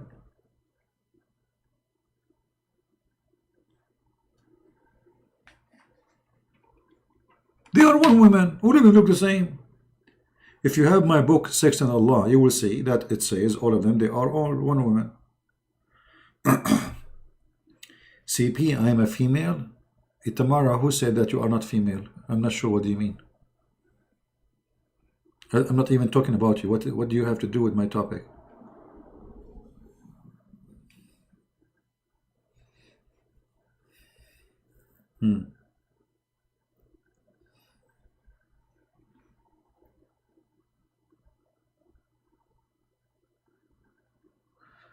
Yeah. Who is this woman who converted to Christianity? Qatila. Well, this woman, she married to Muhammad. The Muslim, they said he married her, but he did not, she did not move to his house. And then she looked like she discovered that Muhammad is a fraud. So she left him and she married a Christian man.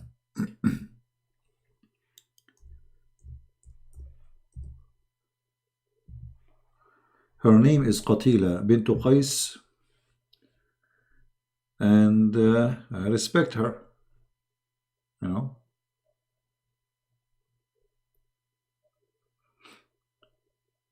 And she became a Christian.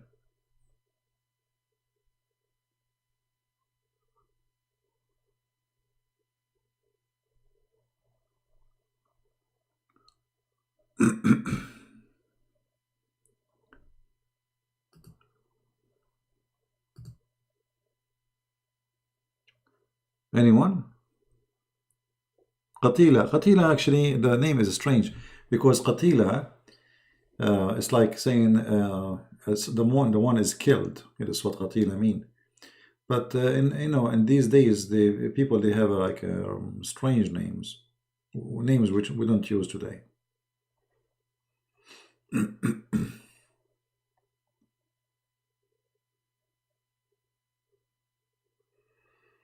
Who wanna call me? Reference? Okay, well, let us see if I can find you something in English. Qatila, the wife of the Prophet. I'm searching just in English now. See if I can find you something to share. Otherwise, everything I have is in Arabic.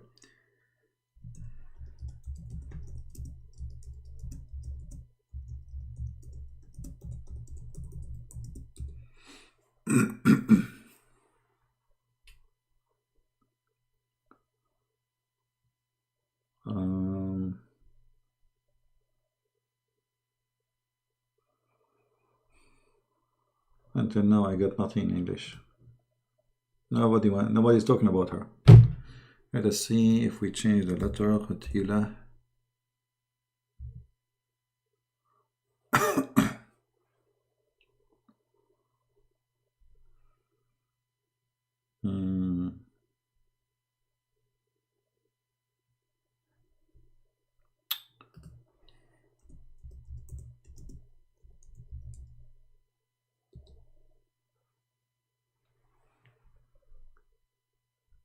Yeah, nothing in English. Well, look like I have only to give you something in Arabic, and then you have to use Google Translation.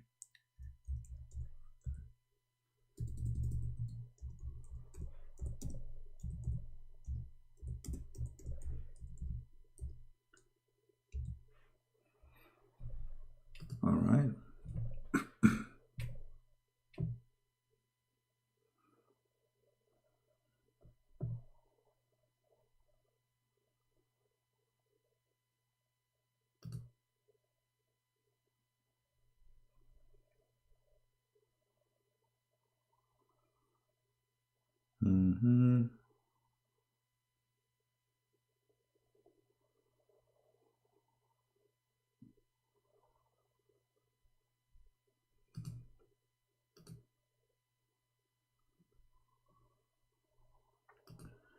Many website. I'm trying to find you something easy to use Google Translation.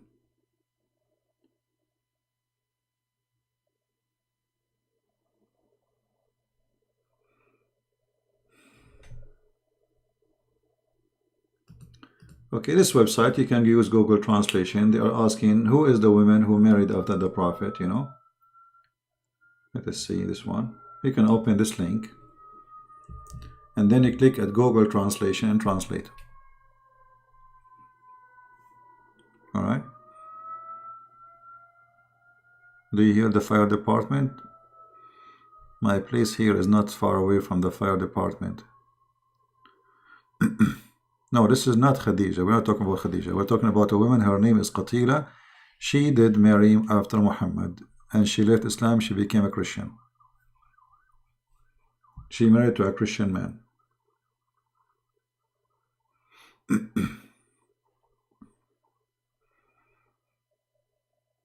All right. So, let us forget about Muhammad and the crazy stuff. It's also here. Also here where? I thought it was in a plane at first. Well, I don't live far away from the airport too. There's an airport here too. Who was Waraqa ibn Nawfal? Nawfal, not Novel. Waraqa, I believe he is the real father of Muhammad. He is a person who was establishing a cult like Jehovah's Witnesses. He is the founder of Islam.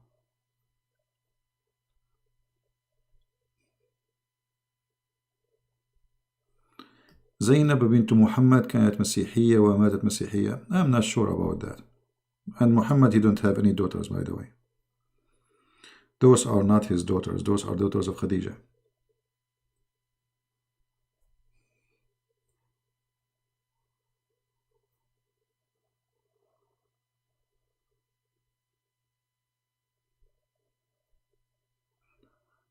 All right. It is here.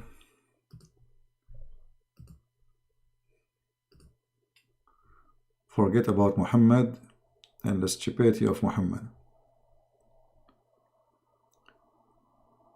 Enough is enough.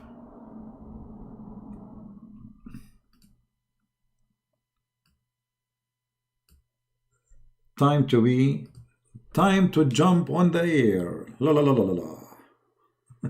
Look at this picture.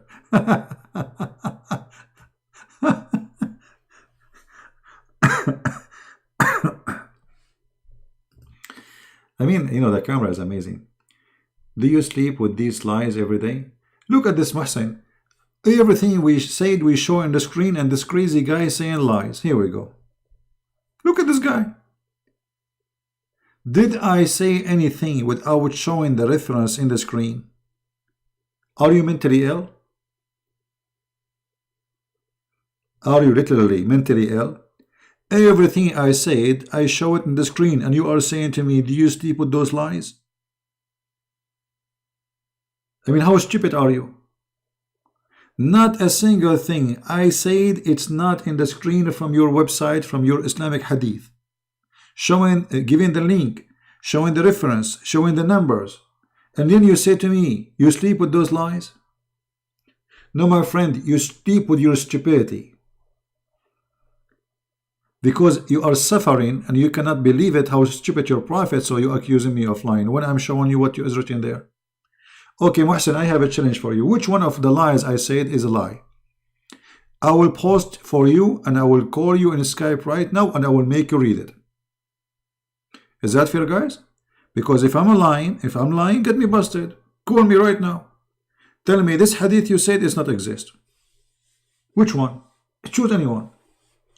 You can jump in the air like those guys too. You know, Mohsen, you remind me of a monkey who converted to Islam, and then he wanted to practice Sharia law. Is it true that, Mohsen, that monkeys are Muslims and they practice Sharia? Are you there, Mohsen, or I'm lying? Mohsen, is it true that monkeys are Muslims and they practice Sharia law?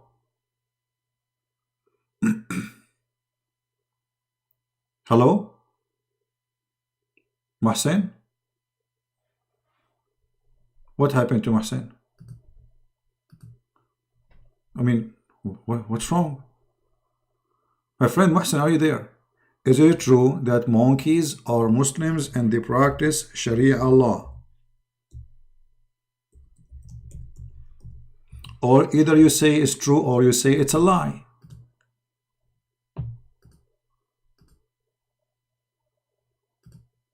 What happened to this guy?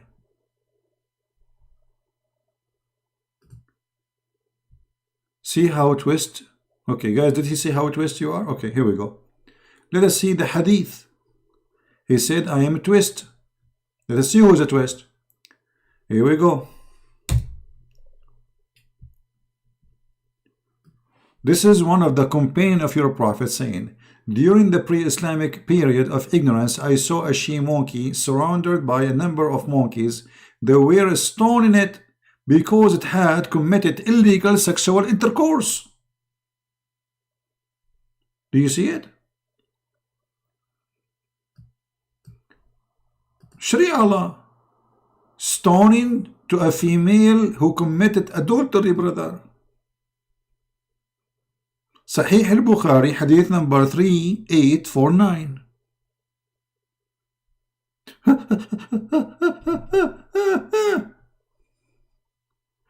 If you have my book 6 on Allah, you will see the full version of the story, that the husband, he was sleeping over her hand, over the arm of the wife, Miss Chimpanzee, and then another monkey, he come from behind the tree and looked like he have a big banana. You know what I'm talking about. She left her husband's head slowly and she went behind the tree and she did boom boom. When she came back, brother, the husband, he woke up. This is the husband. He is shocked. He sniffed her private part and he smelled semen. And he started screaming.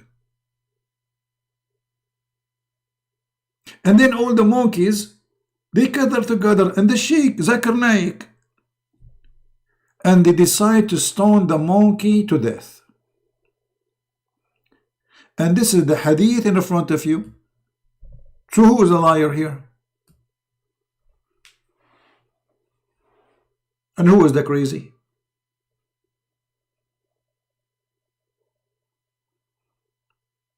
You know, I really feel sorry for the husband. I mean, the husband is the last one to know. Like, look, you wake up in the morning, you know, like you are happy and like what the heck? My wife, she was cheating on me. You know, I feel sorry for this monkey. I mean, look at him. No respect. What kind of a female monkey she is, this Muslima? Are you there, Muhsin? Explain to us how those monkeys are practicing Sharia law.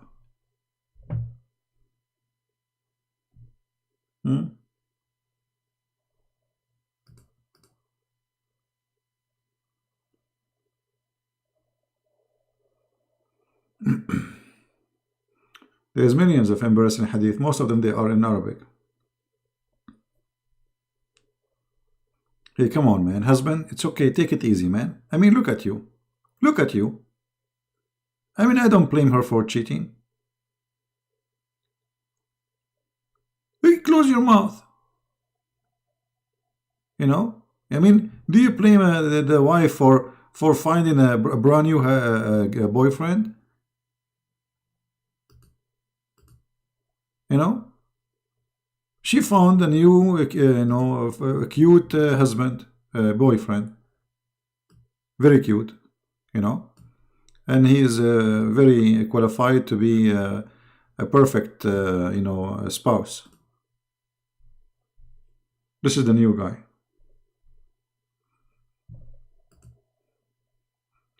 And the funny, they are stoning the female. Where is the male? I mean, what kind of a Sharia law, this Sharia law? You are stoning the female. Where is the male?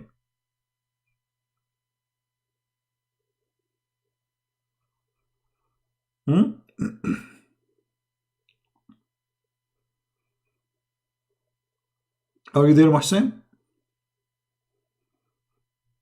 Muhsin, I want you to be honest. Do this picture remind you of yourself when you call me crazy? Because either me who come with those stories, I mean, either me or the one who come with the story is the crazy. You tell me who is the crazy. Be honest.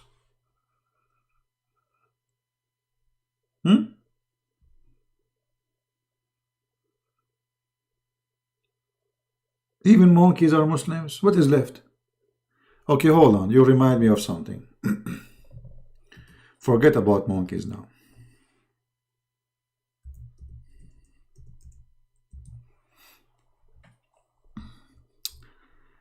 Do you believe that your prophet, he think lizards are Jews? Lizards are Jews? Yes, brother.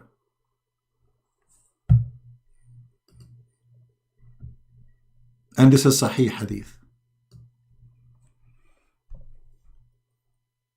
They brought him a lizard to eat him. Your prophet refused because he thought this is a Jew. Read it. We were in army with the messenger and we got some lizard. I roasted one lizard and brought it to the messenger of Allah and placed it before him. He took a stick and he counted his fingers. Look how smart Muhammad, man, this guy is a genius. And then he said, a group from the children of Israel was transformed into an animal of the land. And I do not know which animal it was. He did not eat it, no forbid it. Your prophet, he think, okay, hold on. So if you will not eat it because you are not sure what animal the Jews became, so you should not eat animal, you should be vegetarian. Correct, guys? I mean, do you see the stupidity? If you are not going to eat this lizard because you are not sure what animal Allah he made them, that means you should not eat any animal because it can be any animal. Stupidity. And what make Muhammad believe that Allah he made those animals, those Jews lizard? Isn't it the Quran says pigs and monkeys? Why now he is saying they are lizard?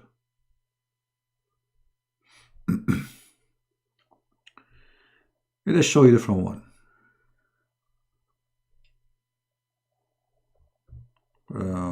Where is the hadith? Here we go. The same.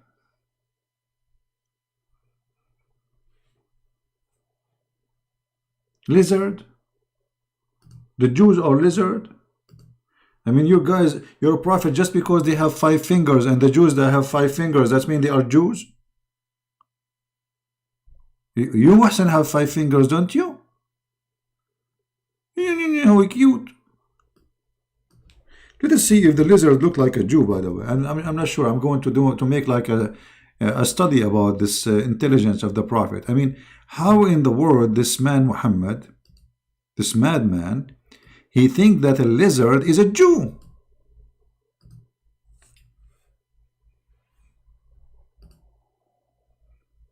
And you are saying to me, I am the crazy? Let me call him, see if he speak Hebrew. Habibi lizard, Habibi lizard. Do you hear me, Habibi? Lizard? I'm Jacques Sharon, Habibi. Do you hear me? Do you like to buy some jewelry? If you like to buy some jewelry, I have some diamond for you. Habibi lizard, you can call me in Tel Aviv, and I will give you my phone number, and please you call me, because I'm going to send money to call you, okay? Because my phone bill has become big, I cannot call you. Habibi lizard, you hear me, Habibi?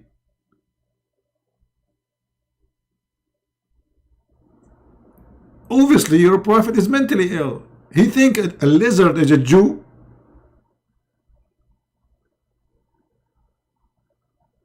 I mean, how in the world he got to this point?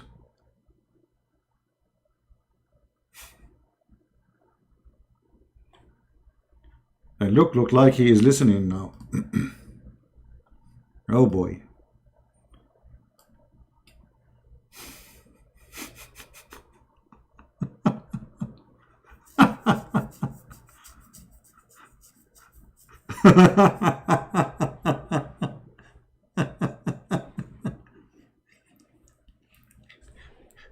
Oh boy. A prophet who he think that the Jew are lizard, he have to be mentally ill. I mean, it doesn't matter how you hate them, I understand, but come on. Just because the lizard have 5 fingers, he is a Jew? What this man he is thinking? What is in his head? What is moving there?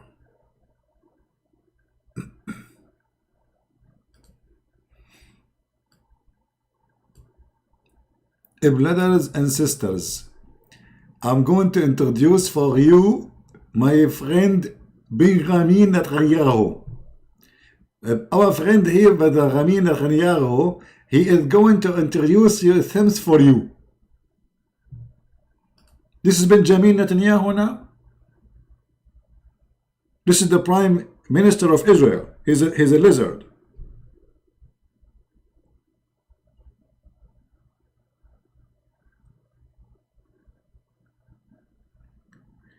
And actually, we wish we can stop here.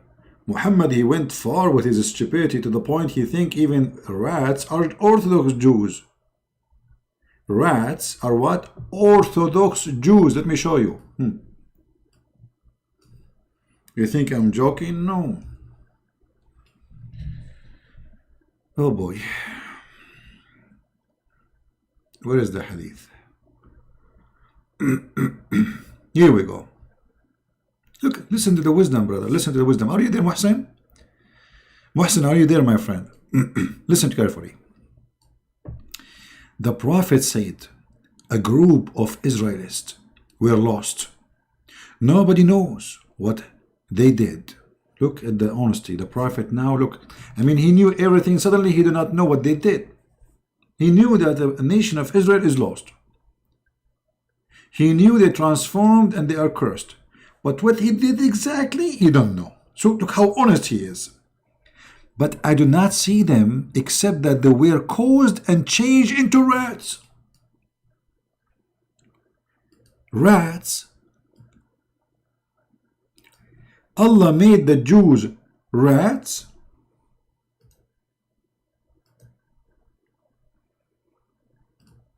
I am going to do a special geology, biology, geology, whatever you call it,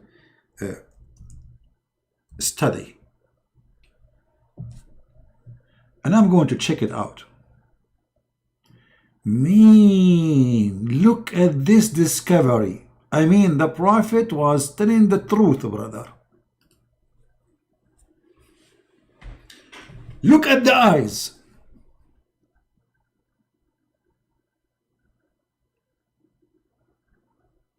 This is the Prime Minister of Israel, Benjamin Netanyahu. Your prophet, Muhsin, is not only mentally ill, he is suffering from a diarrhea in his head. A rat. The rat are Jews, and they are Orthodox, and they are following the Torah, because this is what the hadith is saying. Let us talk to him and see if he speaks Hebrew. Shalom alaikum. Salam alaikum. Ah, you understand very well. He did not answer because this is English. We have to speak Hebrew, you know. I have some diamonds for sale. Are you interested? He's not answering. Do you hear me? I don't know, he's not moving. You should know how many Christians killed the Jews in history. Look at this stupid idiot. Look at this stupid idiot. Nobody killed Jews as you did. And by the way, Hitler, when he killed the Jews, he wasn't a Christian. He was killing Christians, and you Muslim, you joined his army. Actually, all the army who killing the Jews, it was Muslims from Bosnia. Go on, read. And this way, you Muslims, you love Hitler. And, you know, let us say, Muhsin, you are telling the truth. What does this have to do with our topic? Aren't you ashamed of your stupid prophet? Why you are changing the topic? I will tell you. You are trying to find an exit. No, my friend, we are the one who protect the Jews. Your prophet, he killed 900 of them in one day. Your prophet is Hitler in his time. And we are the one who protected the Jews. And you Muslims, you fought in the side of Hitler. Go read history.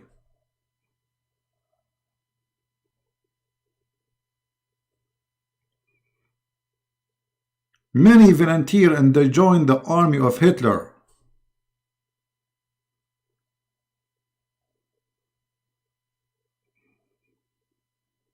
And even your filthy prophet, he said, time will come and the Muslims will kill every Jew. And if a Jew, he try to hide behind a tree or a stone, the tree and the stone will say, come, there is a Jew behind me, kill him.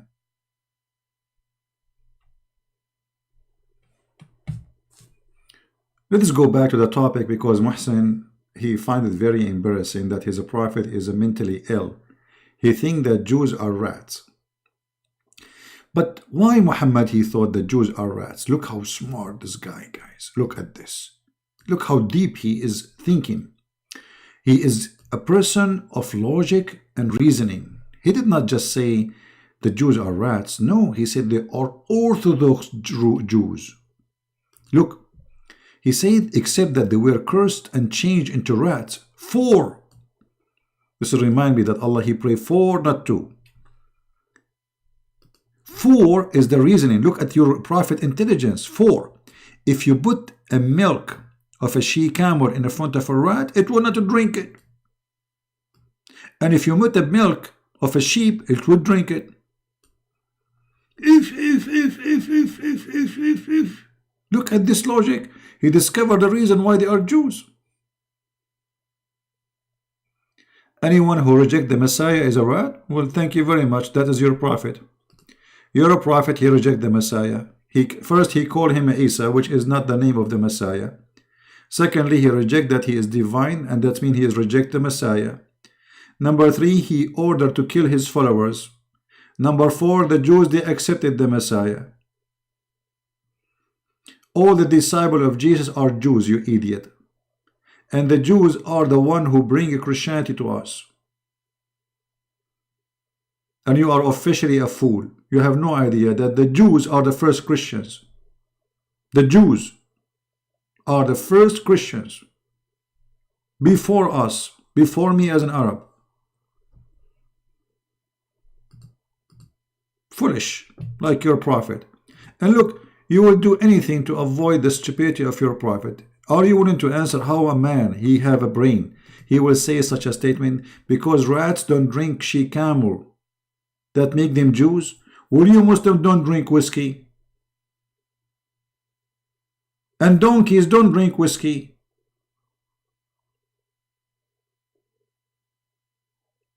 Does that mean you are a donkey?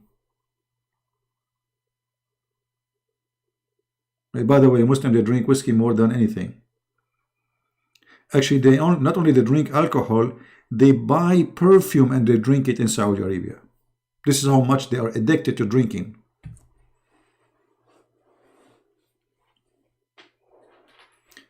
Anyway, we are done with this Muhsin. We will not let him disturb us anymore. We go back to our topic. Forget about the rats. Actually, rats are 1 million times more useful than Muhammad. At least they are part of the food chain of many animals. What is the benefit of Muhammad? What Muhammad he brought to this earth? Except disaster and security check for 5 hours in the airport, 10 hours in the airport, delay in your airplane, paying more for your ticket and tax for security. Have you ever heard of an airplane are terrified because of a rat? No, they are terrified because of Muhammad.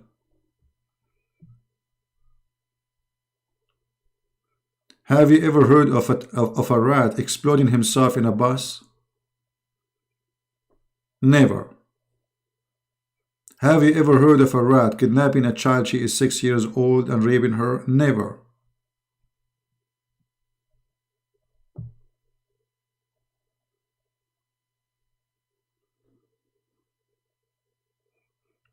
By the way, the Quran says that all animals are Muslims, and they have Quran.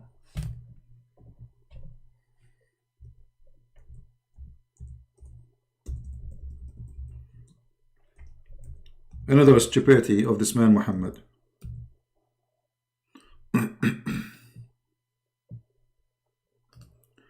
Chapter 6, verse number 36.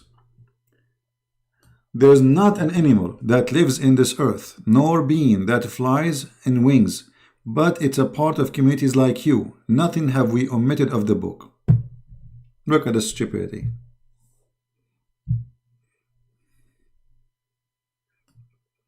And then Allah will gather them in the judgment day. Allah is going to judge. Actually, Muhammad, he have a hadith that Allah will judge between two goats are fighting.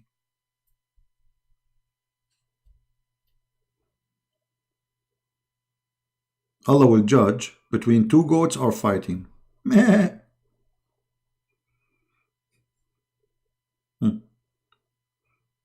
They are Muslim goats.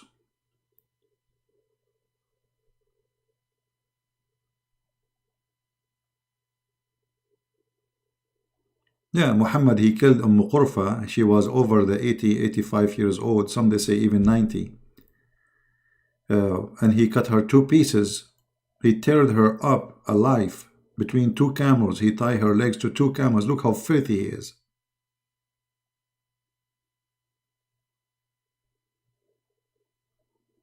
Yeah.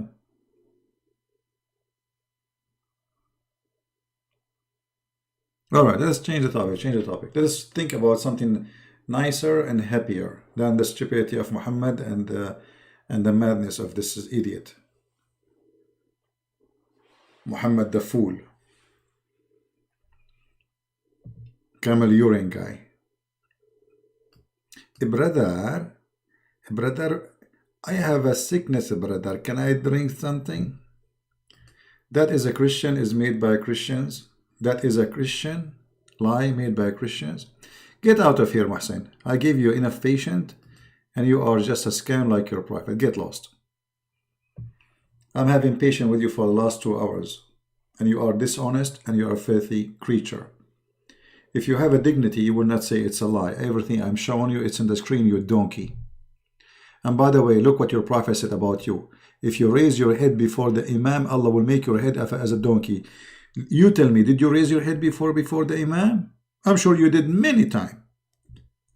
And that explains why you have a head of a donkey. Here we go. This is your prophet saying that about you. This is the wisdom of your prophet. Muhammad SAWS of MM is shortwave FMWAM radio station. Does anyone who raises his head before the Imam not fear that Allah may turn his head into a head of a donkey? Is that the wisdom of Buddha? I mean, Buddha with the belly, he did not come with this hilly. What kind of a prophet this prophet is? He is talking to you as a bunch of kids trying to scare you. Don't raise your head, okay? If you raise your head, Allah will make your head the head of a donkey. Okay? I mean, you must be a certified donkey to believe in this prophet. A head of a donkey. What about the head of a giraffe?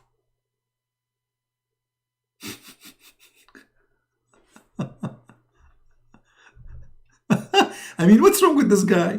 This guy, he have a mental illness. He made the Jews rats. He made them pigs and monkeys. He made them lizard. And now he is making the Muslims monkeys, the donkeys. In different hadith, by the way, he said the Muslim will become pigs and monkeys too.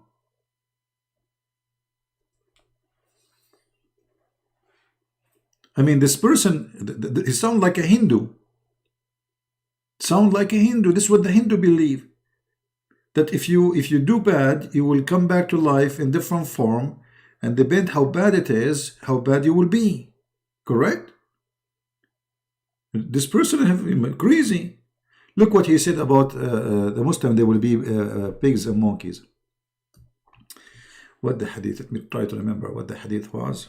I'm getting old, man.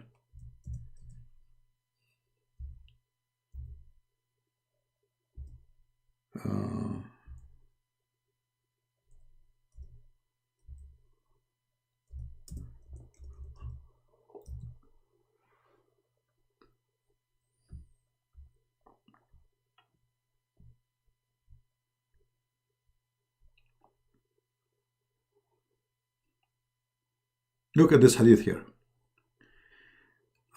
The Prophet said, here we go. This is about the mice, not about the rat. But anyway, let's see, show the hadith about Muslims will become pigs and monkeys.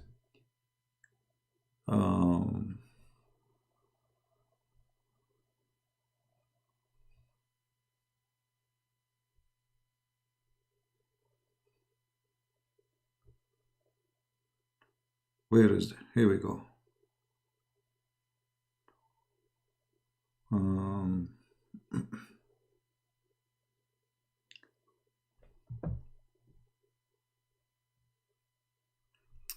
We want the hadith where he make the Muslims monkeys and pigs too.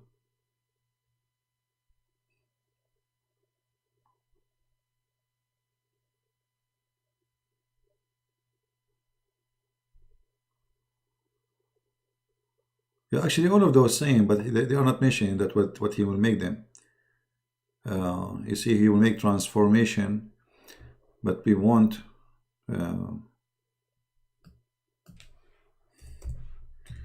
let us see. Here we go. Read carefully. People among my nation will drink wine, calling it by another name. Yeah, they call it Black Label. And a musical instrument, and they will be played with them, and singing girls will sing for them. Allah will cause the earth to swallow them up and will turn them into monkeys and pigs. Do you see it? Do you see it? All of you Muslims watch music. Did Allah make any of you pigs and monkeys?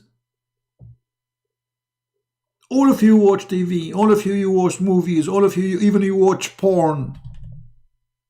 Actually, number one people in the world who search for porn are Muslims. Go and search Google right now.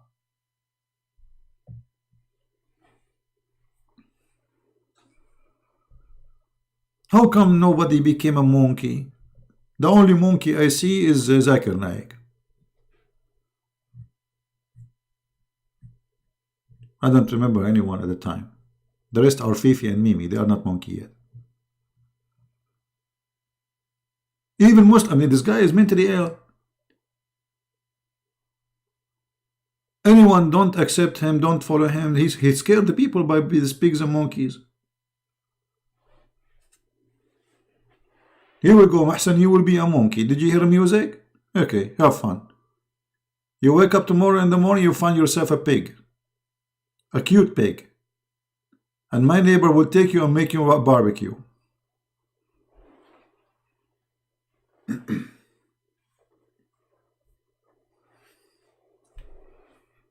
My neighbor, he's obsessed with pigs. Wake up in the morning, you find yourself a pig, and then you go in back and you open the door. My neighbor, he grab you, he make you barbecue. Have fun.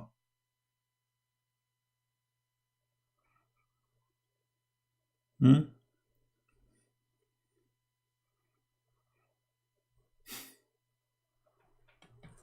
Jews, pigs and monkeys. The Christian, Allah will erase their faces and their eyebrows. I don't have eyebrows, by the way. I don't have face. My face in my back. According to Muhammad, those who make fun of Allah and His Prophet, Allah will erase their faces, and He will erase their eyebrows and their eyes, and He will put their mouth back in their neck. It's in the Quran. This is Quran, this is not Hadith. Christians should not eat pigs. My friend, Jesus, He said, it's not what goes inside your mouth will make you unclean. It's what comes from your mouth. And that makes sense. So the naive one, they don't understand the Bible. You see, when God, He says something to us, that's for our benefit. So pork is not healthy, really, as a food. And the Bible forbid pork for a reason. Because pigs, they eat anything. And at that time, pigs, they grow in the field and they eat anything in their way, including dead bodies. So it was for a reason. However, nobody is forcing you to eat pigs. And this was made for your benefit, for your health, not for God. If you eat pig or you eat shit, excuse my language, it doesn't affect God, it affects you. So you are being stupid.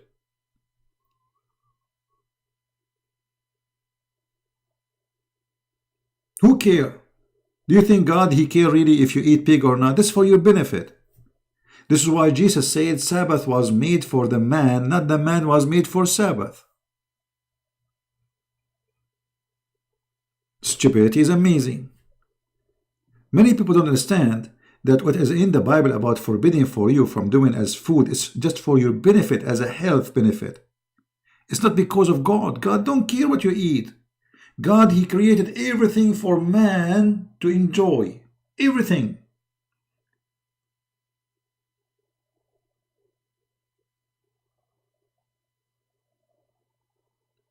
Everything exists in this earth is created for the benefit of the man, including insect. So it's not what you eat will make you dirty, and this is the word of the Bible. It's what comes from your mouth. It's not what go out, not go inside your mouth. It's what come out from the mouth. So don't be foolish. Don't be the same as the Muslims. Abdul Aziz Ahmad. What is my Skype? Why you want to call me Abdul Aziz Ahmad? This is you, Muhsin, right? You came back with a different name? You got enough for today, Muhsin. People are very limited, you know. There's many people, by the way, they are the same as the Muslims and the same as the Jews. We Christians should not eat this, we should not eat that. You think God, He care really if you eat this and that? That's what will make you good for God, the food you eat? This what make you good? If you drink Pepsi, you are not a good person for Him?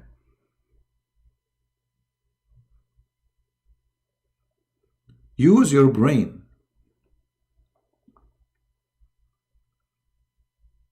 Your tongue will make you dirty, not your food. Your behavior Jesus said, from their fruits you shall know them, not from their food.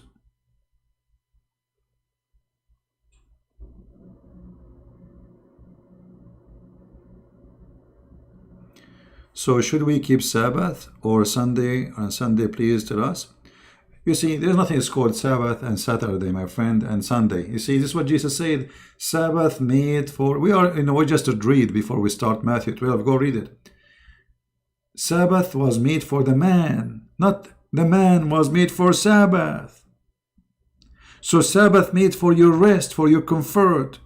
The Jews, they are very greedy people. They used to force themselves and force even their servant to work 7 days, 24 hours a day. So that rule was made to stop them from abusing themselves and abusing others. Otherwise, any day you designate to God is a Sabbath. This is not about Saturday. Sabbath is not Saturday. Sabbath is any day for God.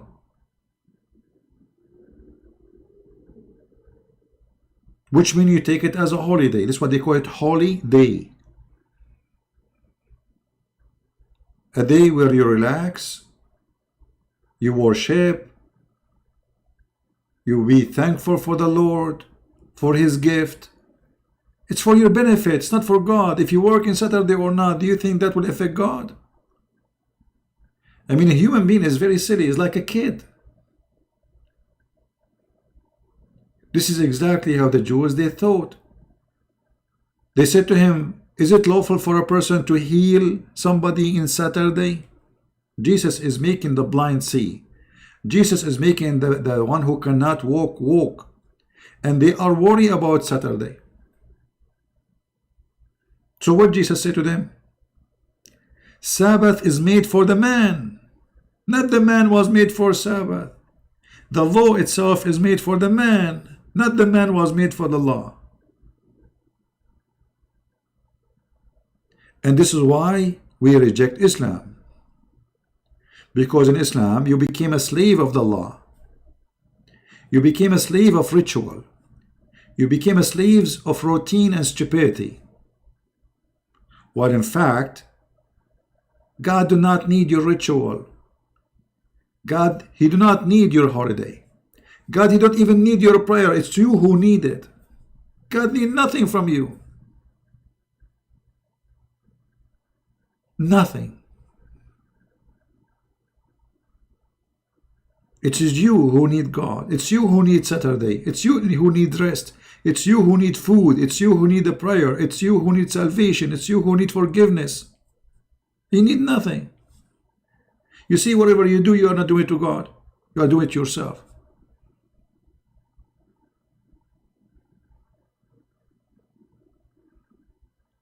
Yeah, Antonia, I believe you. I believe you. Yeah. And I think you used to be the Pope, right? And you are Mother Teresa. Let me introduce myself to you. I used to be Prophet Muhammad and now I'm a Christian. Yeah. Stupidity.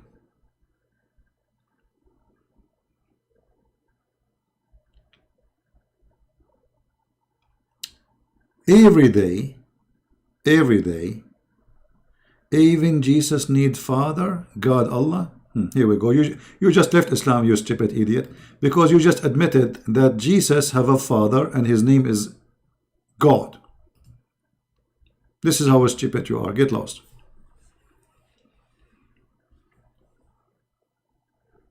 And no, Jesus, he do not need a father. He have a father. It's not about need. God is a 3-person in one. And the Quran confirmed that Jesus himself is a 3-in-1. He is the Word, He is the man, and He is the Spirit of God. If you are a man, call me right now so we can laugh at you and I will make you read it.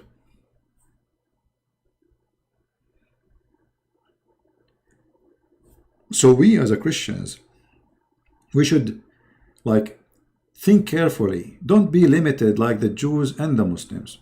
And don't be really especially like the Muslims, because Muslims is an empty belief. It's just a routine rituals, but it's empty from inside. Nothing spiritual. Christianity is about the spirit. It's about you believing. It's about you being truthful. It's not about you praying in the corner. This is why Jesus said, Don't be like the hypocrite who pray in the corners. He don't need your prayer. When you want to pray, which means you want to talk to me, go to your closet. Nobody shall see you. Speak to me, which means be honest, be truthful. Don't do things to show off. So the Jews are the same as the Muslims. They are doing Sabbath to show off. The Muslims, they are doing Hajj to show off. They are kissing a stone because they are pagan and show off. But who need a stone? And what kind of God he need you to kiss a stone so you will be forgiven? And what kind of God he need you to kiss a stone so the stone will witness for you? We are a Christian, my friend. We are a Christian who believe in a living Lord who is between us. The Messiah, he said, every two mention my name, I will be between them, I will be with them. We do not need stones, and rituals is not what will save us. Many people, because they are so naive, they think and concentrate of rituals. Like lighting a candle. That's wonderful. It's good. But what about feeding a poor person? Isn't it better than lighting a candle? What about lighting a candle in a spiritual way? Guide someone to Christ. Many people speak about eating this and eating that. What about cleaning your mouth first? Stop saying the F word. Respect your parents. Be nice to your neighbors. Be nice to your people. Be nice to everybody around you.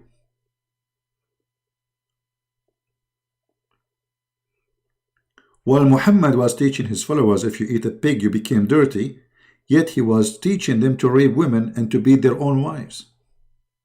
He was teaching them that you can lie in 3 cases. Number 1, lying to your wife. I mean, how that can be from God? Lying to your wife. The mouth of the devil. This is the mouth of the devil who teach you that lie to your wife is okay. While Jesus says to us that the father of all lies is the devil.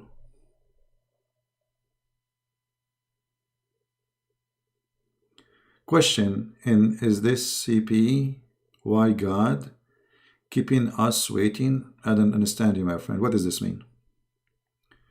Why Joseph is the only person in the Bible his name mean different to different people? Why Joseph in the Bible that his name means two different people? I'm not sure. You know, guys, if you want to make a question, make it clear. Otherwise, don't ask the question. I think some people, when they write a question, half of the question is still in their head and half of the question became in text. And then it's your time to understand what the question is. Exactly. Christianity is way deeper than food and drink. Christianity is living God, living with God, not about food and silly stuff. However, when God, he gave us advices, that's for our benefit. Which means, if God said don't eat pork, well, that because there is a reason. It's for your benefit. It's not the opposite.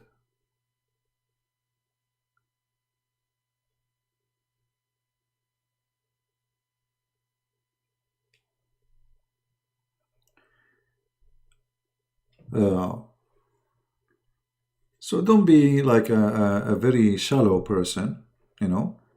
Christianity is way more than, you know, ritual and lighting candles, you know, just praying to God or wave your hand to Jesus. This is not Christianity. Christianity is you giving fruits to Jesus. The time will come and the Lord will ask you what you did. Where Jesus said, worship me. Look at this, a silly question. Did you read the Bible? Did you read the Bible? You never did read the Bible, because if you ever read the Bible, you will never ask this question. So now if I show you Jesus saying, worship me, do you worship him? You will say no. So why you are asking? I will tell you why. Because you are stupid. Copy paste. All the Bible says that Jesus say, worship me. You see, Each time Jesus say I am in the English translation, he is saying I am Yahweh. Yahweh is I am. Yahweh is the name of God, or let us say the title of God in Christianity, in Judaism. And Jesus saying many times, I am Yahweh. I am your God. But the fool you don't see it.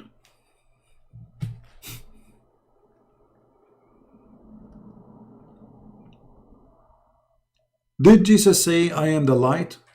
How he can be the light? I am the life. How the man can be the life? I am the resurrection. I am the truth. I am the truth. Those are names your God he stole from Jesus. If you go to the 99 names of Allah, you will see Allah claiming to be the truth. But Jesus said 600 years, I am the truth. Your Allah, Aka Muhammad, he came after him and he says, I am the truth. Jesus 600 years before Allah, he said, I am the light. 600 years after, Allah claimed to be the light. And you are saying to me where Jesus says, I am God, worship me? You are very silly. Copy paste, people.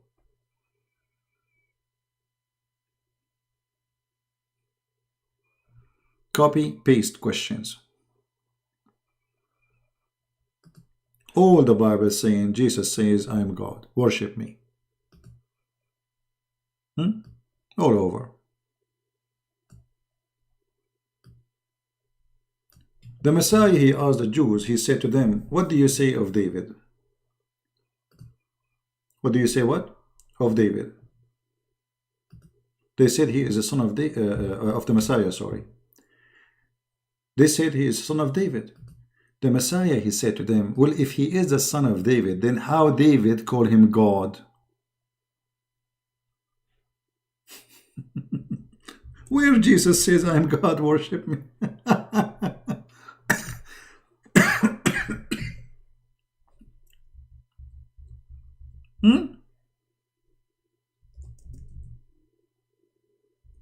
Where the Messiah said, I am God, worship me. Let me show you this. This is just to feed your ignorance and to show you and to teach you not even ever to learn or to learn about Christianity from the Muslims. They lie to you.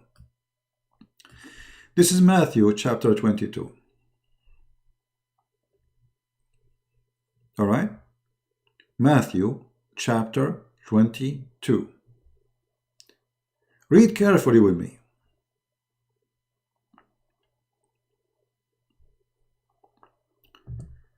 The Messiah is talking. Yeshua, which means Yeshua, Yeshua al-Masih, Yeshua, answer and said to them, you do err because you do not understand the scripture, neither the mighty work of God. For in the resurrection of the dead, they do not take wives, neither do men have wives, but they are like angels. You see, he got your prophet busted. There's nothing in the day of resurrection. There's nothing in heaven about women having sex and men having sex with women. That's a lie. They will be like angels of God in heaven. But concerning the resurrection of the dead, have you not read that was spoken to you by God, who said, I am the living God, the God of Abraham? So who said that? God, before he said, I am the living God, the God of Abraham. And then the Messiah, he continued speaking. He said to them, but when the Pharisees heard that he had silenced those people who they are around him, the Jews, he silenced everybody. They could not refute him. They could not answer him. Then he said to them, Yeshua, he said to them, you shall love the Lord Jehovah your God from all your heart. They asked him, what is the greatest law to follow? What is the best? He said, you shall love your Lord Jehovah from your God, from all your heart, from all your soul, from all your power, from all your mind. This is the great and the first commandment. And the second, which is like, you shall love your neighbor as yourself. On those two commandments depend all written law of the prophets. But the Pharisees were assembled. Yeshua asked them and said to them, "You are saying, what are you saying about the Messiah? What do you think about the Messiah? Whose son is he?" They were saying to him, "The son of David." He said to them, "And then how did David by spirit calling him the Lord Jehovah? For he said, the Lord Jehovah said to my Lord, sit at my right hand still, or until sit at my right hand until I place your enemy under your feet." Therefore David called him the Lord Jehovah. How is he his son? No one was able to answer him. Do you see Jesus claiming to be Jehovah?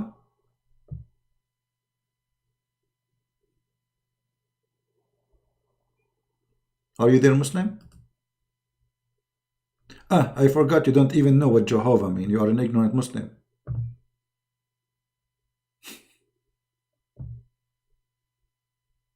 Do you see it? And they say to you, where is Jesus is God in the Old Testament? This is from the Old. He's quoting from the Old Testament. This is Old Testament. This is not New Testament. This part here, when he said to them, well, if he is his son, then how he is calling him my God? Right?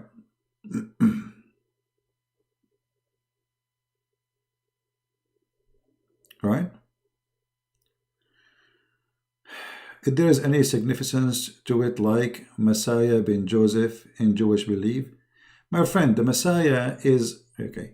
The Messiah,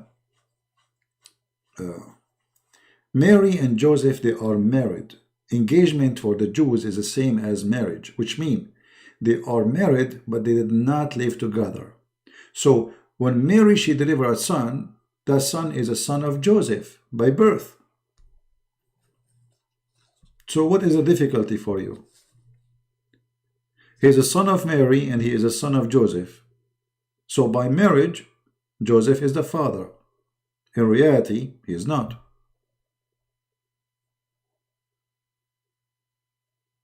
This is why the Jews, they did not go after Mary to stone her to death, because that will be, if she is not married, she will be committing adultery.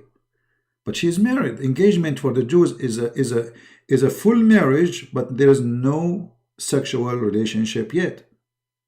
But legally, she is his wife. Do you understand?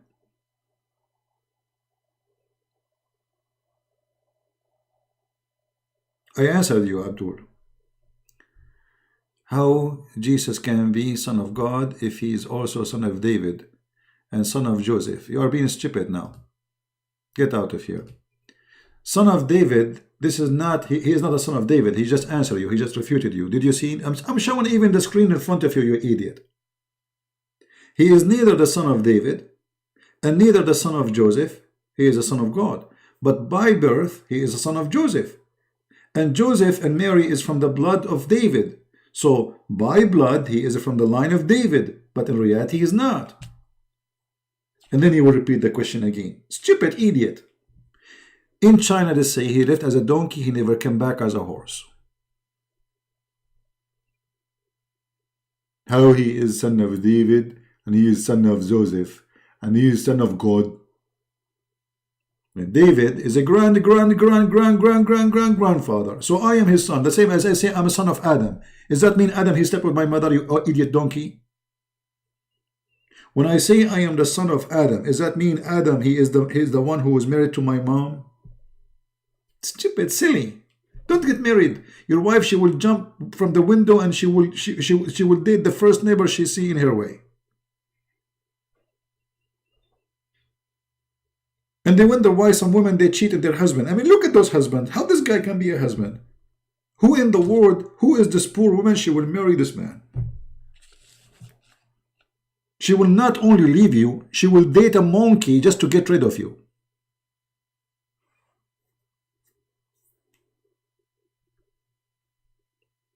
Unbelievable. even if the monkey is Muhammad himself.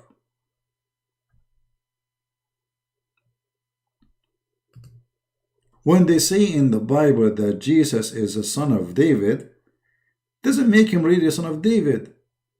He is born of a family. They are from the lineage of David. Very simple. Otherwise, David is gone long time ago. He is dead. He is dust. He's gone.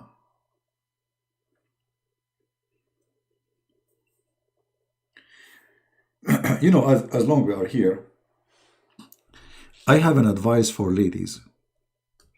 You see, ladies, let us change the topic.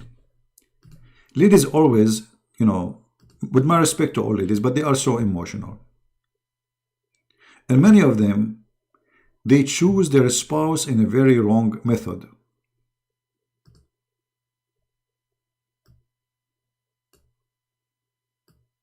How tall he is. What is the color of his eyes? What is the color of his hair?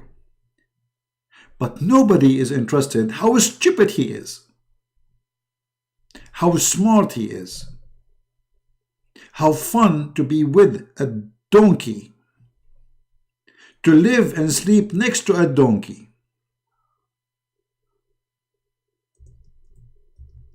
To spend many years to come next to a silly donkey. You care for how he look like? Have fun. Just wait for what is coming. Every second of your life will be like a prison. You get what you ask for. So why we don't change the way we look for a husband and a spouse? And the same for men. When a man will stop looking at a woman as if he's looking shopping for a Barbie. What about we look for a quality of a woman? A woman, she can be a mother for my children. She can be a first teacher in the school, which is my house. A woman who I enjoy listening to her and being with her, not a fool woman who spent her life buying bags of Michael Kors.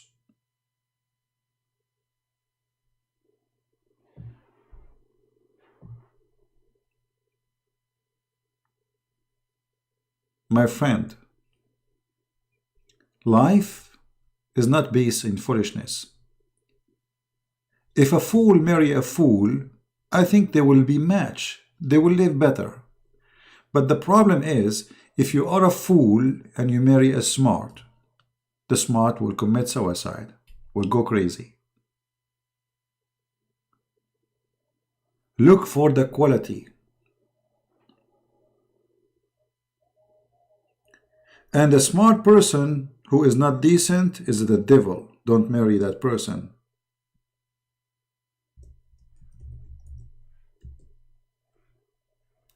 Decency, loyalty, quality is what you should look for. Not how tall she is.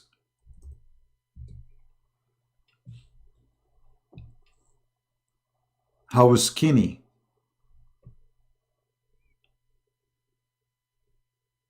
I mean, the scale human being, look at how he find a partner for life. It's scary, literally scary.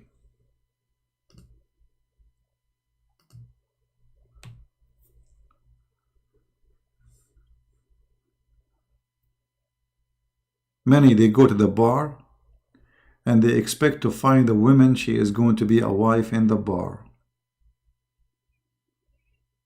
I mean, you met her in the bar and you met him in the bar. So what kind of a bar that meeting place is? Quality, my friend, quality is very important. It's way important from a look, because the look, later you will use to it.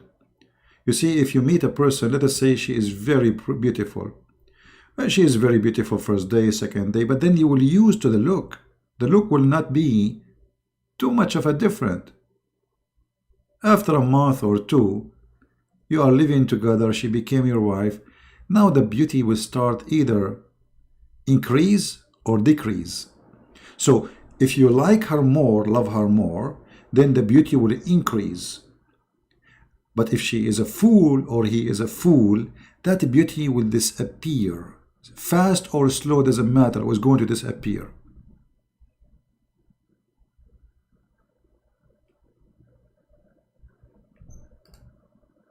And this is why I advise you, when you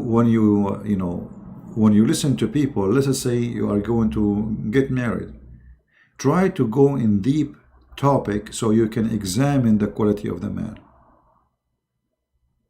right? CP, a friend cannot leave Islam because of her parents. How I can explain to her? Well, if she cannot leave Islam because of her parents, then she cannot leave. You see, either you accept salvation or accept your parents. That's a choice you make, that's it. Either she accepts to go to heaven or to go to hell. Yeah, stay with your parents. Right?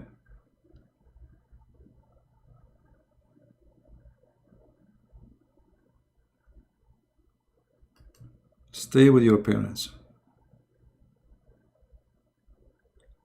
There is no beauty will stay. All of us, we get older, we start have wrinkles, your face will change, your skin will change, your hair will change. I mean, it doesn't matter how much maintenance you will do to it, you will not be the same. So sooner or later that will be gone. What is going to be left of you is your quality. The quality either decrease or increase. Right? And you know, there is one thing a person, he should not lose. It's his wisdom. So you lose your beauty, you lose your health, you will lose, you start losing. You know, like the more you age, you are bleeding simply, day by day. And those, you cannot bring time back. That's it. But there is one thing should grow for good with you, which is your brain, your intelligence, your wisdom. This is why it's very important for us to associate ourselves with intelligent people who can educate us. You see, if you sit with a bunch of fools, what you will learn from a fool? He will make you a fool.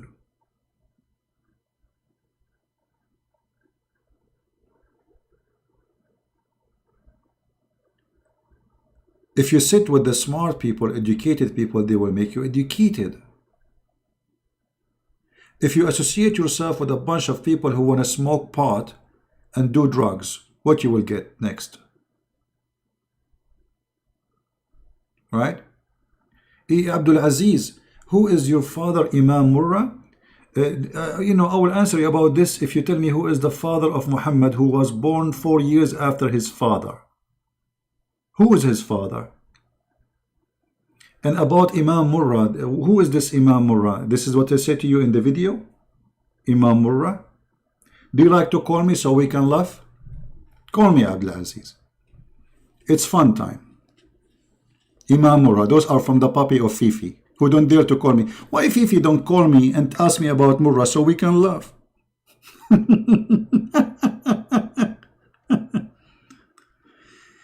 He grew his beard like a rat.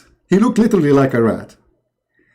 And he don't dare to call me. This is how rat he is. And look, he sent those kids. Okay, here we go. Why you don't call me so we can laugh? I'm going to log in Skype.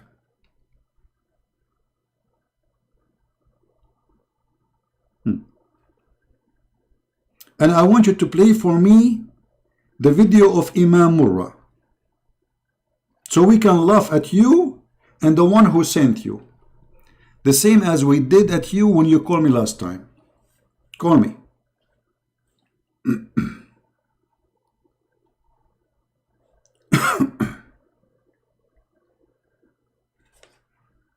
I mean, this is a group. It's called a friend. Keep calling me. Let me bind this guy. This guy, he have obviously mental illness.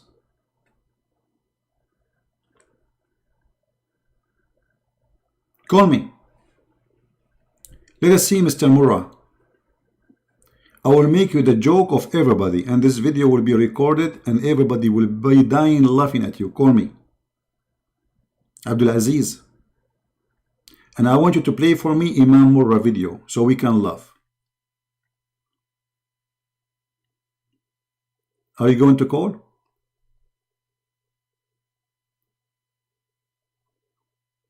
Or you want to hide like a rat?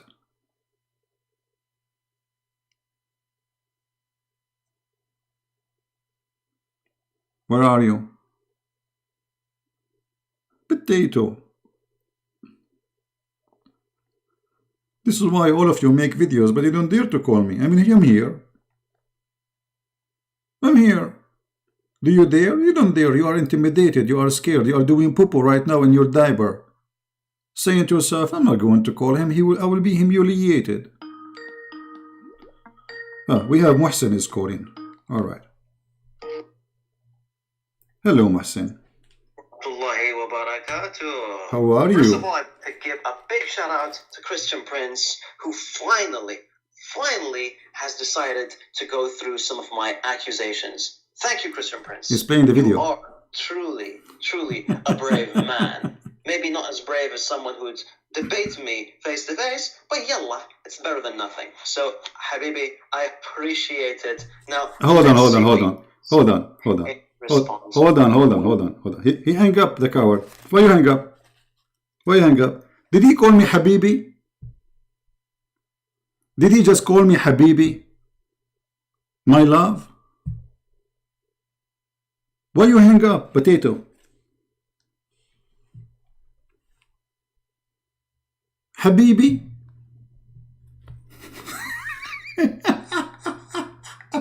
You know, he don't dare to debate me face to face. I mean, what is this face to face is? Why you don't call me, you coward, son of Mut'a? Why you don't man up and call me, or give me your Skype, I will call you. Habibi. Habibi ya Noor al-Ain? What a ho-ho. People of Lut. Habibi? You calling Christian Prince Habibi? Are you in love? Baby, I love you.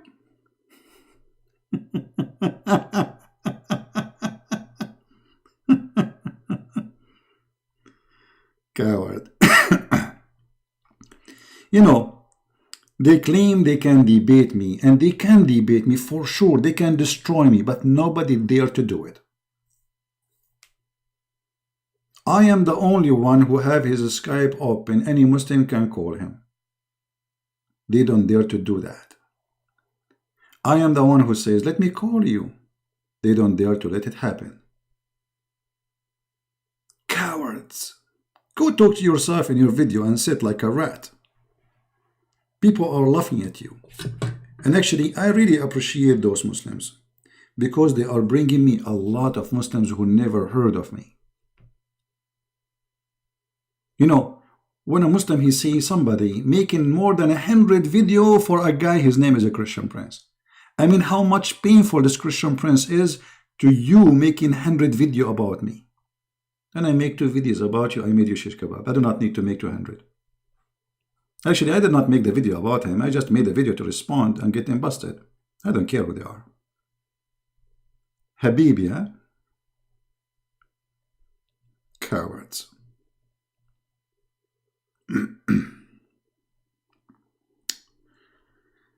Let us see.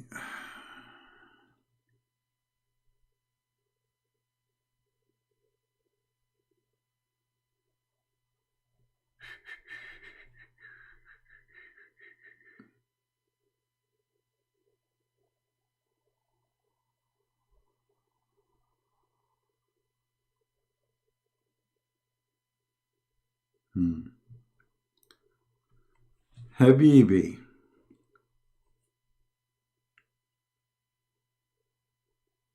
Yeah, anyway, we go back to our topic. You see, they try to disturb us from our topic. They are getting hurt. They are getting hurt badly. So my friend, advice to you, all of you, male or female, don't be silly like the Muhammadan. The Muhammadan, they do shopping when they get married, because they don't care really for how long the woman she will stay. They don't care even how long the man will stay.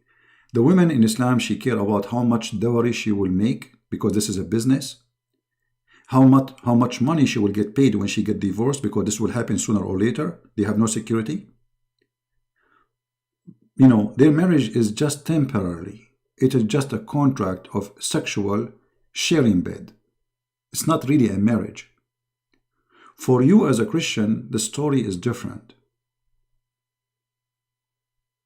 Look for the quality. Look how much you share together. Look if she is a believer or not. Look, maybe she will make fun of your belief. Maybe she will teach your children something wrong. So you have to be sure that you are in a match in a way where you both enjoy each other as the Lord He taught us to be. It's not about how tall she is or how short she is. How good is going to be to you. What if you one day, you know, you marry a woman, she care for fashion and makeup and etc. What if one day you became disabled? What do you think this woman she would do with you? How many days she will stay with you after you became disabled? A week? Right?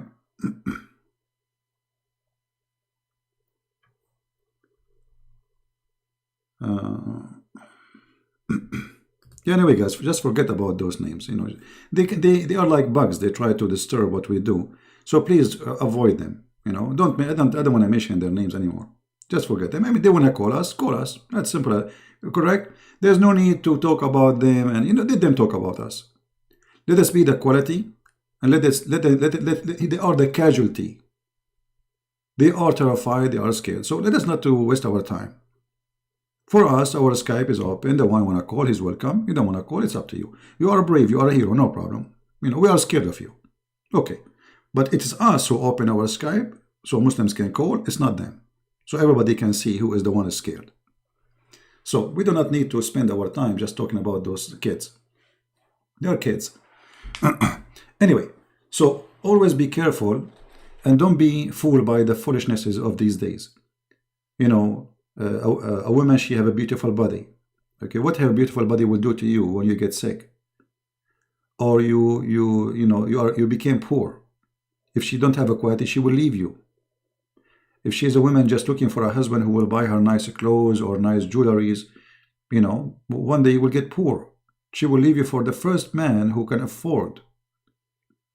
So it's very important to look for a quality different from the quality which the world today see.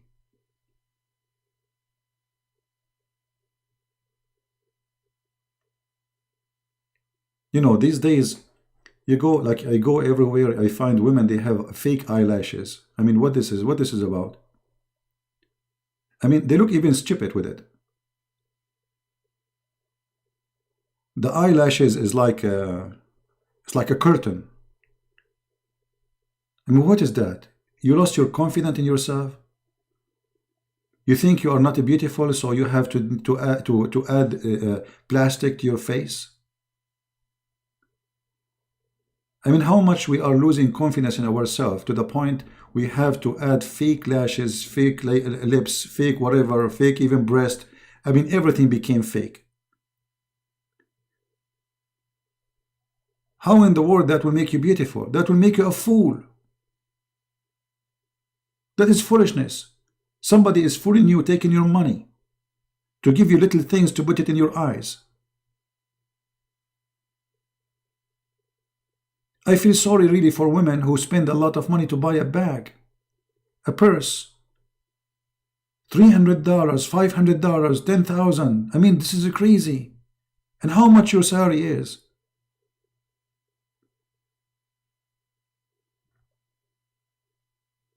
You make the rich because you're a fool. So the guy who make this brand, he gets so rich, he is living happy because you are a fool. And you are miserable. You got just a little plastic bag worth nothing. Just because you want to show off. And that supposedly will make you the quality woman? Or buying expensive perfume?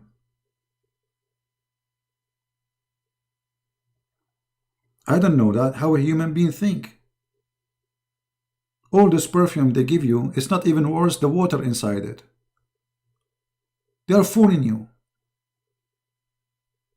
And why you need a perfume? You stink? I mean, what is that? That will make you a flower or what? I mean, it's really weird. If you look at a human being, how he behave and how much he add accessories to himself. I'm not talking about necessarily accessories. There's things like today you need a phone. It's a map. It's a memory. It's in touch with the family. I'm not talking about this. I'm talking about things there's no need for them. Why you need like 100 shoes? I mean, how many you would wear before you die? Why you keep buying clothing? What you would do with those clothing? You wear the skirt once, you cannot wear it again? Well, what will happen if you wear it again and again? The society will reject you? I'm not busting ladies, I'm busting thinking. And by the way, men are the same, but men, they have different style. You know, men, they brag about how many women they slept with. They became like rats. You know the rats?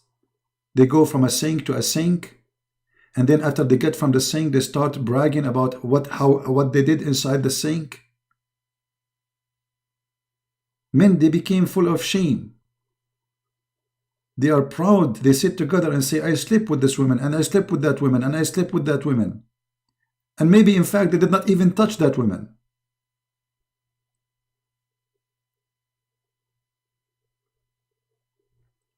This is why I'm saying to you, you have to look for equality.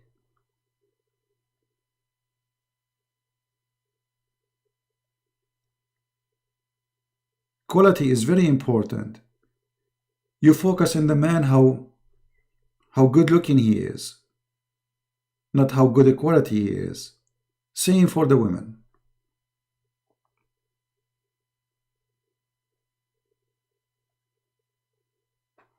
I will make the beauty industry bankrupt. No, I mean, seriously, I mean, why, okay, listen, if a man will like you, if a man will like you because you have eyelashes, okay, but sooner or later those eyelashes will fall down. What, you will keep hiding yourself under the blanket? I mean, sooner or later, people will know how you look like, and one day you will get older too. I mean, this is stupid. This is not a beauty. This is dummy. Live free, my friend. Do you know how many women, they are slaves of their makeup to the point they cannot move around without makeup? Be free. I mean, what is the business of the world around you if you have lipstick or not? And why you are worried about how they see you? Let them see you as they wish. Who cares?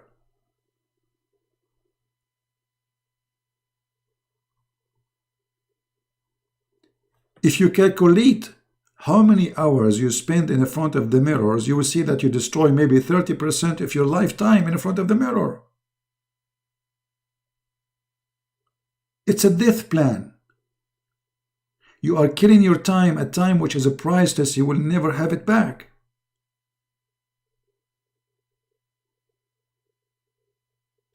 If every day a woman, she sit in the front of the mirror for 1 hour, how many hours she lose from her life a year? 1 hour before you go and 1 hour to take off the makeup, because if you sleep with the makeup, that will destroy your skin. And not to mention that makeup will make you get older so fast, in case you do not know. Because makeup is chemical, is hurting your skin. No matter how they say that it is wonderful makeup. It's made from natural material. There's nothing is called natural material makeup. It's a lie. The more makeup you put in your face, the more fast you will get older and you will have wrinkles. I promise you. Your skin will not breathe. You are masking up your skin for all day long and your skin is unable to breathe normally.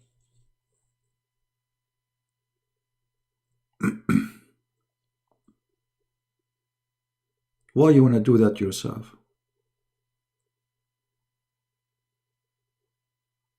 If a man, he love you, he will love you. You have eyelashes, you don't have eyelashes. Actually, the man who loves you for who you are, as you look like, he will never leave you. A man, he like you because you made a plastic surgery, he will leave you for the first one. She have a better plastic surgery.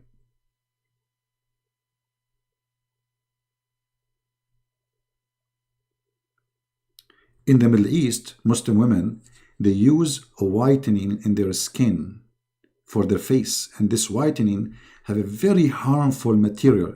It is locally made. They call it in Arabic zarnikh. I don't know what zarnikh is in English. Anyone knows what I'm talking about from those who speak Arabic? If anyone knows, if you can translate. Zarnikh. It's poison actually. This material will make your skin like a baby. Literally like a baby. Will make it so soft and so straight. But will make you old, extremely old. After 10 years of using this, you will start adding more because your skin is dying. So when you are 40, you will look like you are 70.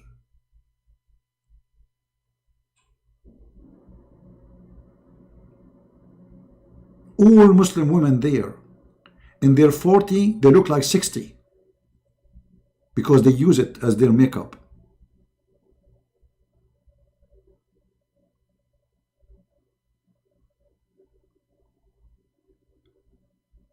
Very damaging for the skin. It's poison.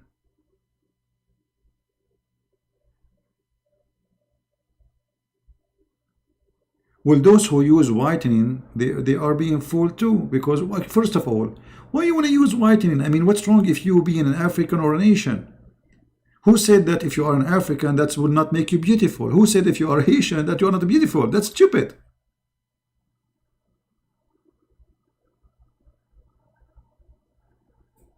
And you know, a human being is really stupid to the point that white men or white women, they want to get darker. Dark people, they want to get whiter. I mean, do you see how stupidity works? White men and white women, they pay money to go and do suntan. They want to get darker. They spend the day laying down under the sun to get darker. Dark person, he put whitening, he want to get whiter. Why? Because a human being never gets satisfied with himself. He's stupid. He lost his confidence of himself. Who care how people see me? Be satisfied with yourself. At the end of the day, all of this will not help you. All of this is poison. You are killing your body. You are burning your money, killing your health. God knows what this whitening have. Do you know what he have? I mean, this cream is sucked by your skin, and obviously it's affecting the structure of your skin. So if you get cancer sooner or later, have fun.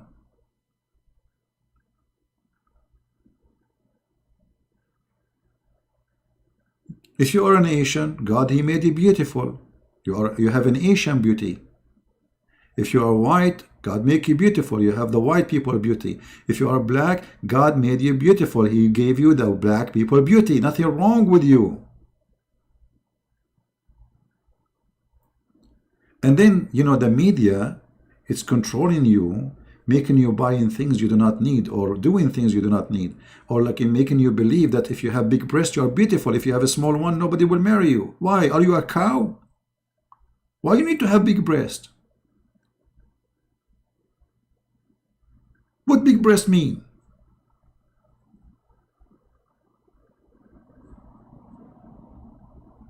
They control your brain and make you a slave of spending just to steal your money. All of this is just to suck your income, to suck your life, to suck your blood, and to destroy you. What this is surgery for breast for? Will cause you cancer. Go and see how many people die because of those plastic surgery. And how many plastic surgery you will do Because after a few years, you will find they are shrinking. Do plastic surgery again, and again, and again.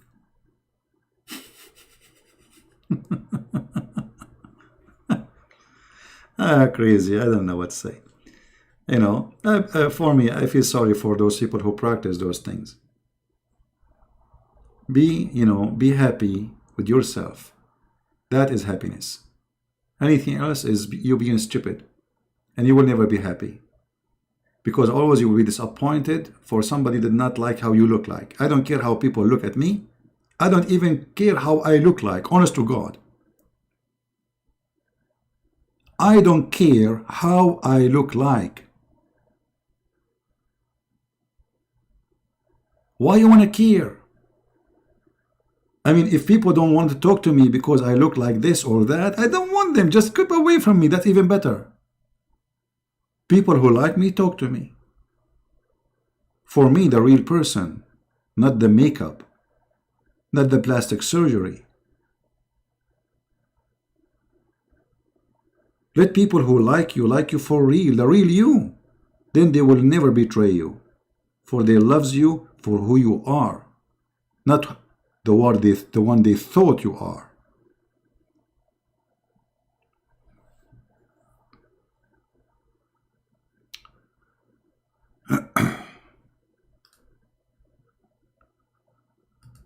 All right.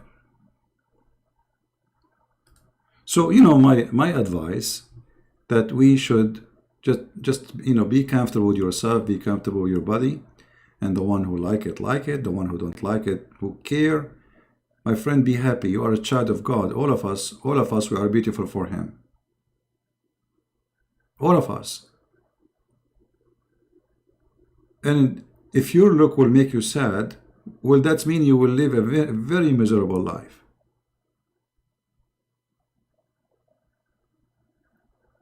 Accept yourself as God created you to be, and live with happiness.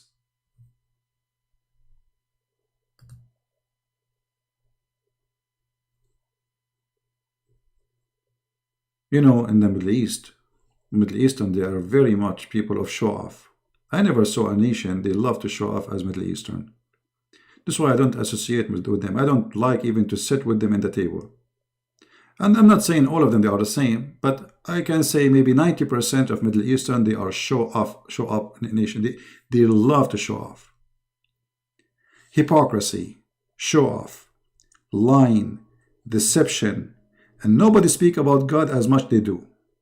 And nobody speak about dignity as much they do. And nobody speak about honor as much as they do, but they have zero of it. Don't be like them.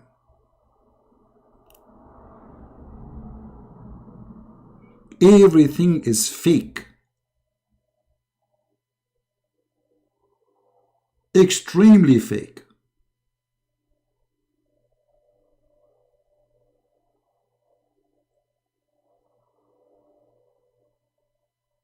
They spend their day just talking about each other. She said, he said, he did, she did. Live, my friend, live, enjoy life. Live and let people live. Take care of your business. Look at the mirror at yourself before you start talking about people. Look who are you, look what you did.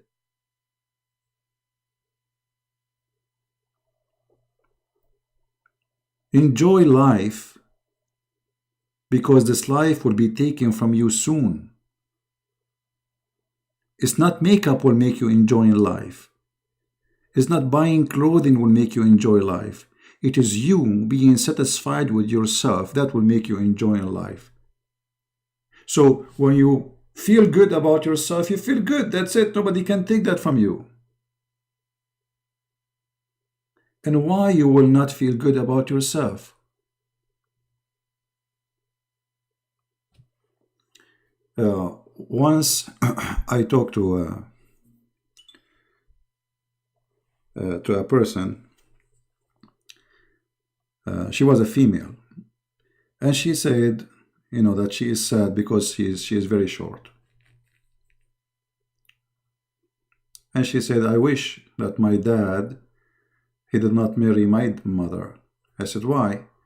She said, well, he is short and she is short, and now I'm very short, which is true. I mean, the girl, she is really very short.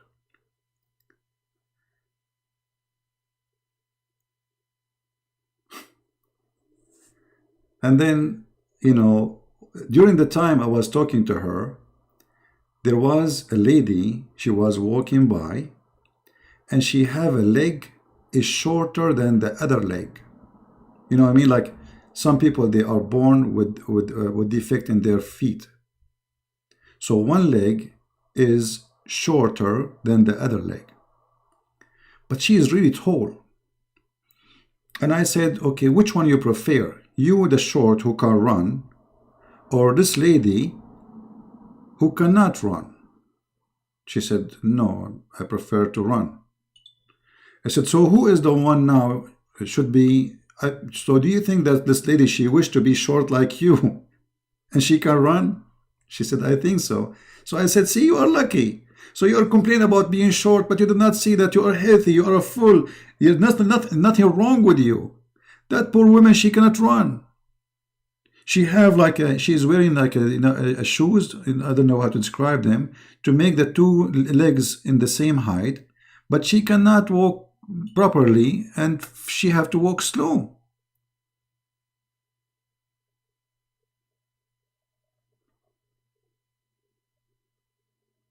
So we complain. We complain. We don't, you know, look around you, my friend. There's people, they are born blind. You can see. You're lucky. There's people, they are baby born with heart defect. Be satisfied. For God, He gave you a lot of things, but you don't see until you lose them. This is the nature of a human being. He don't see things until he lose what he have. A human being, he don't appreciate his teeth until he became without them. Then he will speak like Zakir Naik, brother and sister.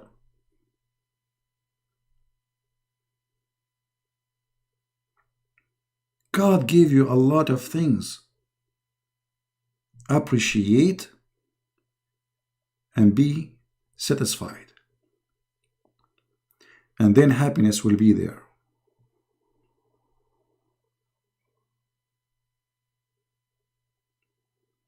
And for sure, you don't need to agree with me. You know, I mean, this is my personal opinion. It's up to you to believe it's true or not. But for me, I believe this is the best way to live. If I show you what I wear, I mean, I have cheap jeans. $10, $15. I have nice shoes, but they are cheap. You know, I choose carefully what I wear. It's a cheap but good quality.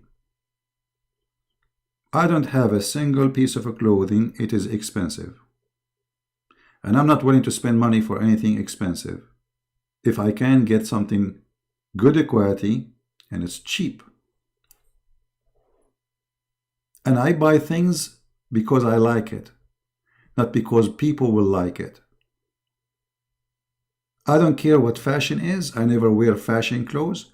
I have my own fashion, which means something I like.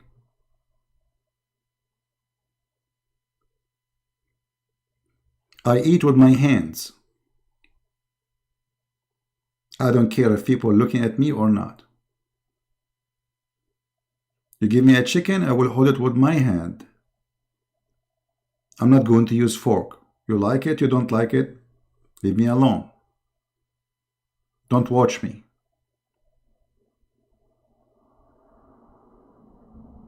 It's my food. It's my life, it's my clothing. What's your business?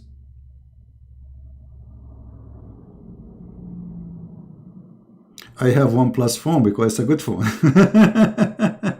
Actually, I get this phone because it's very good for video recording. And, you know, I have a problem with recording. You know, when you walk in with video, recording video, it's very shaky. This is the best phone for video recording. Yeah. See, I did not, and it's actually not expensive. It's not expensive phone. It's a very good quality and very, very good price.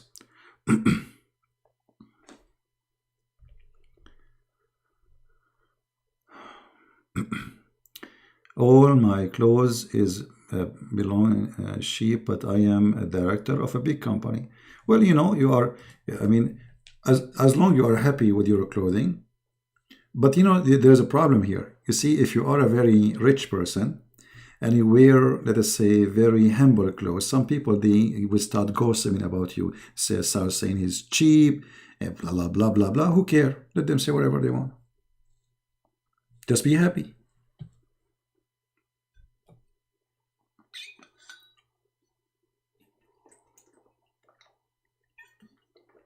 OnePlus is expensive? No, my friend. You can check right now in Amazon. You can get one for $200. You can get it even for $150. Just you need to know how to do your shopping. You are so Chinese? No, actually no. You are wrong about Chinese. You see, Chinese, they are very cheap on themselves until they get rich. And then when they get rich, they buy the most expensive car and the most expensive house, and they buy the most expensive accessories. People have a very wrong idea about Chinese. Chinese, they get so cheap on themselves usually until they get really wealthy. Then suddenly the money appear everywhere.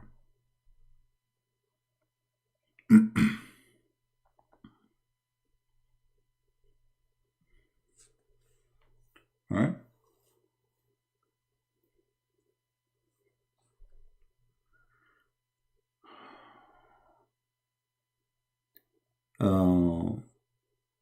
You drink in a metal cup? Yes, I have a metal container, which is because this one, it kept the water, it's not like plastic things. It doesn't give it a bad taste, and it keep it for long in good conditions.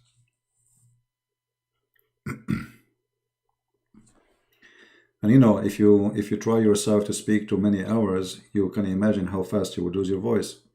So I'm lucky that my voice can stay. Actually, I used to stay for 8 hours, 10 hours, but not talking about this topic, talking only about Islam.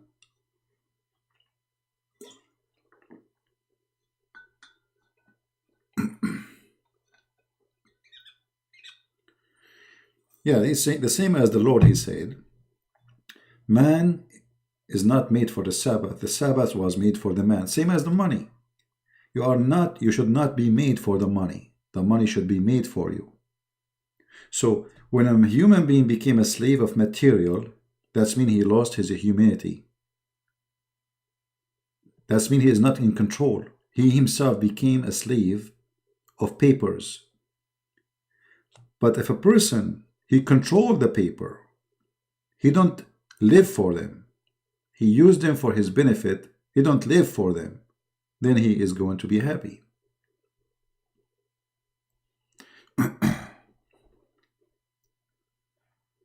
Right? So yeah, all of us will need money. I mean, if somebody said I do not need money, he's lying.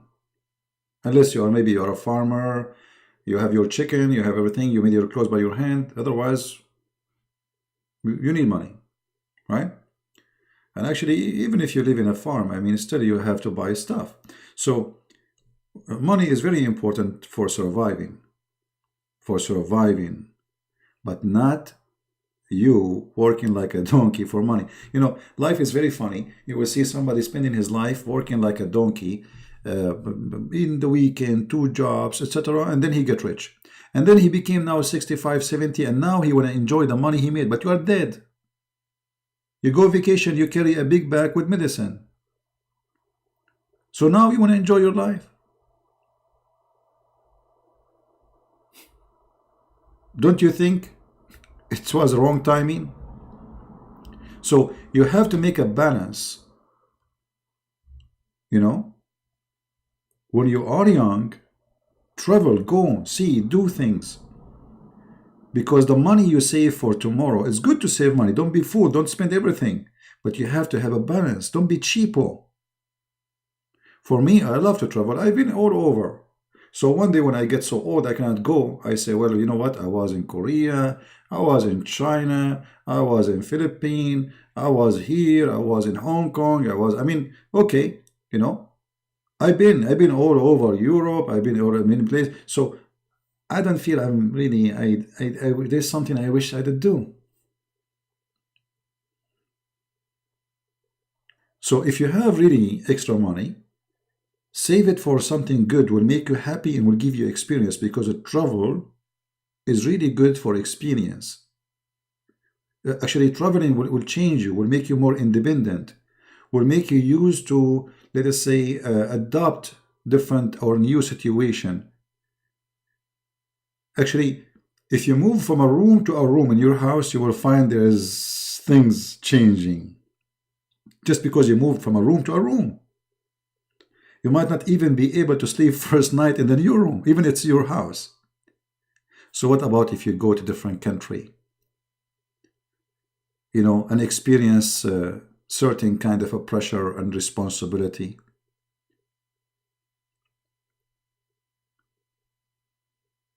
I'm half Korean. Yeah, actually I was in Korea. Yeah, anyway.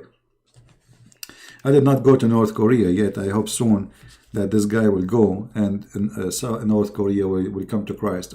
I'm expecting North Korea, as soon as this regime collapses, will come to Christ so fast. Just wait. And I will be happy to go there. But anyway, I mean, we are not saying be cheapo. I'm saying actually the opposite. Spend in yourself, but in a good way, not in a foolish way.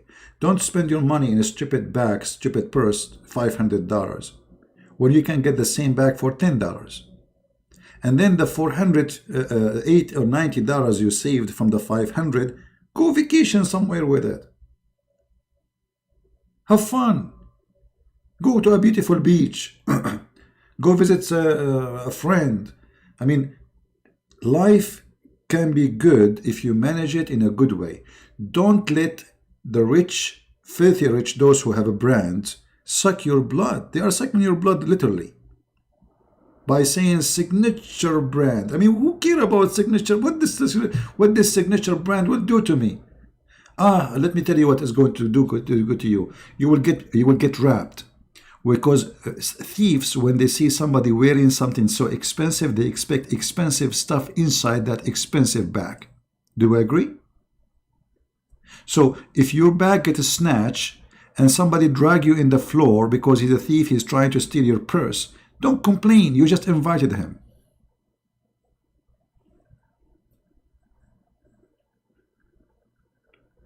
You did invite him. You told him, I am here. Come to me. I'm rich. I have money. Look here. Look at my purse. $2,000 purse. The guy will think, if the purse is $2,000, what is inside the purse?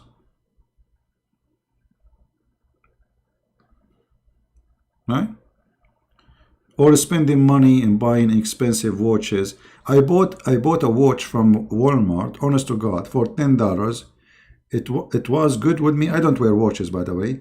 But, you know, when I go to swim or etc., so, you know, we like to know what time I have to go, because sometimes like I don't have a car or something, so I need like when the last bus will be, or the last car, you know, like when I'm in the Philippines or etc.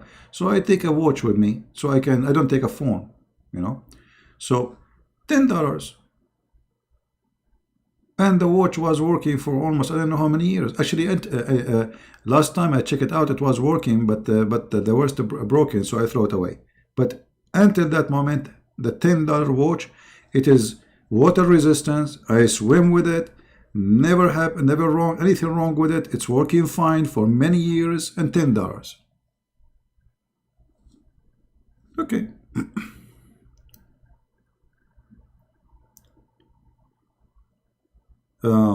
What I asked earlier was how to do thing you think Muhammad inspired the people around him, considering his flaws. No, he did not inspire, by the way. Muhammad, you see, in Muhammad time, there is people, they are called as Sa'alik. Sa'alik. In USA, we call them outlaw. You remember the cowboy? When a bunch of criminals, they go and they, steal from the bank. Those are the people who joined Muhammad. So he did not really convince people to join him as much he convinced criminals, gang, to join him. Actually, even in the hadith, if you search for it, you will see that the Muslims, they translate them as the poor people. But the fact, Sa'alik is not the poor people.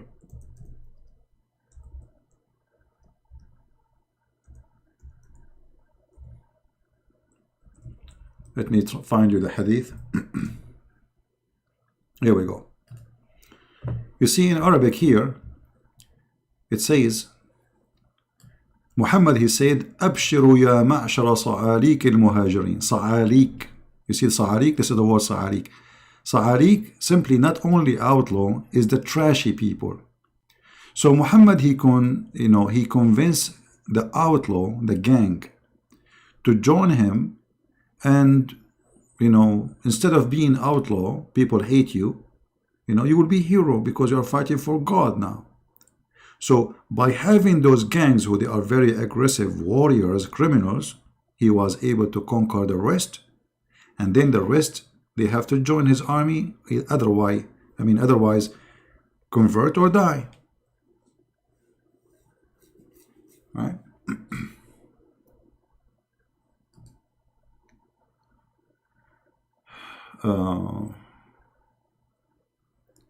CP, you different people need attention. You not want attention. I'm not sure what you mean.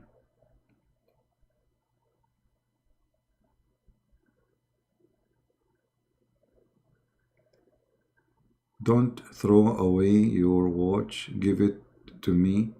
No, I throw it away because fixing the what they call it, the thing, and they wear it with it, is going to cost you more than a watch. So if you want to buy these things to hold it, it's going to cost you $15. Well, I bought the watch for $10. Go buy a new watch. You know what I mean? It's just about being smart and don't let people use you and, spend money for stupid stuff. Like in USA, if you want to fix your shoe, will cost you maybe $15. Well, go and get a new shoe. You see, USA, by the way, is very cheap. It's a very cheap country. If you want to fix TV, it costs you more than buying new TV. Get a new TV. In different countries, no. In different countries, labors are very cheap. So fixing the TV is way cheaper than buying a new TV. Here, no.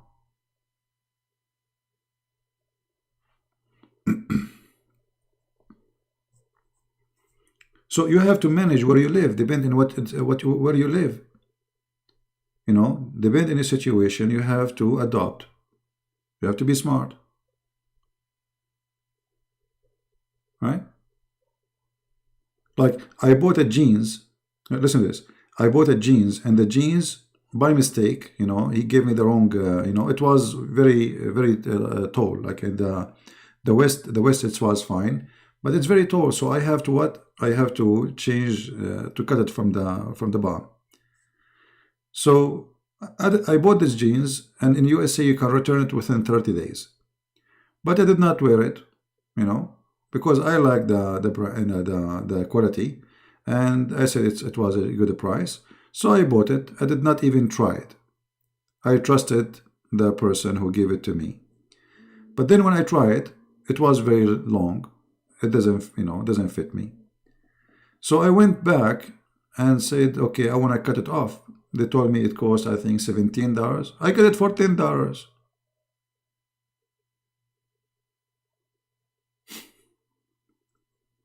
Well, I better then buy a new one. $17 to cut the thing, to shorten it, and the price of the jeans is $10. So you have to be smart. Okay, so what do you do now? Well, buying new jeans is better, and the other one I will use it to work. I cut it by scissor. I use it when I'm doing like stuff, in the yard or etc. I got a scissor. I cut it down. It's just for inside the house. Yeah, I mean, it depend what you have to be. You have to think, and you have to manage. I noticed that in Europe, clothing is very expensive. The tax is very high. Like in here in USA, jeans is very cheap. I mean, extremely cheap. When I was in Germany, I needed my jeans ripped off. I went from place to place, $90, $95, $115, 100. What? So to say, what is this, man? I mean, I was saying to myself, thank God I live in USA. Very expensive. In USA, you can get Levi's for very cheap price. You go to Europe, see the prices. I mean, I don't know. We are blessed in USA. Everything is cheap. Everything is cheap compared to different countries. Yeah, but you need to take to your attention when you say in Indonesia is less than $2. I mean, but you work for how long to make $2? You know what I mean? So price always is relative to your income. So if your salary is $500 and you spend $10, that is expensive. So it's relative to how much your salary is. Right? Actually, when I was in the Philippines, food in the Philippines is more expensive than USA. And I'm talking about like you as a foreigner, there's places you cannot go to buy food from it, which is very cheap. But there's a places which is safe for you. You can buy food from. It's expensive. It's more expensive than USA, which is weird.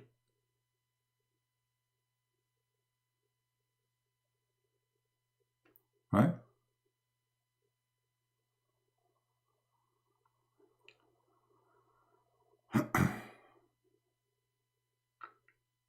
Anyway, you have to manage and you have to be smart. And if you are a person who can save money so you can enjoy life better way, or you can save it for your future, to buy a house, you know, I mean, to have a security, or to enjoy vacation, better than spending your money in the pocket of somebody. He just for you saying you something, it's called a brand.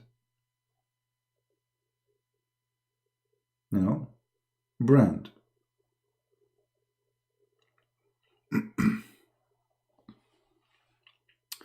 Anyway, and actually in buying, I'm very lucky. Honestly, like, and I always when I buy something, the price go down. After I buy it, the price go up. And anything, unbelievable. I mean, anything ever I want to buy, the price go down. After I buy it, the price sometimes go really way more than what I bought it.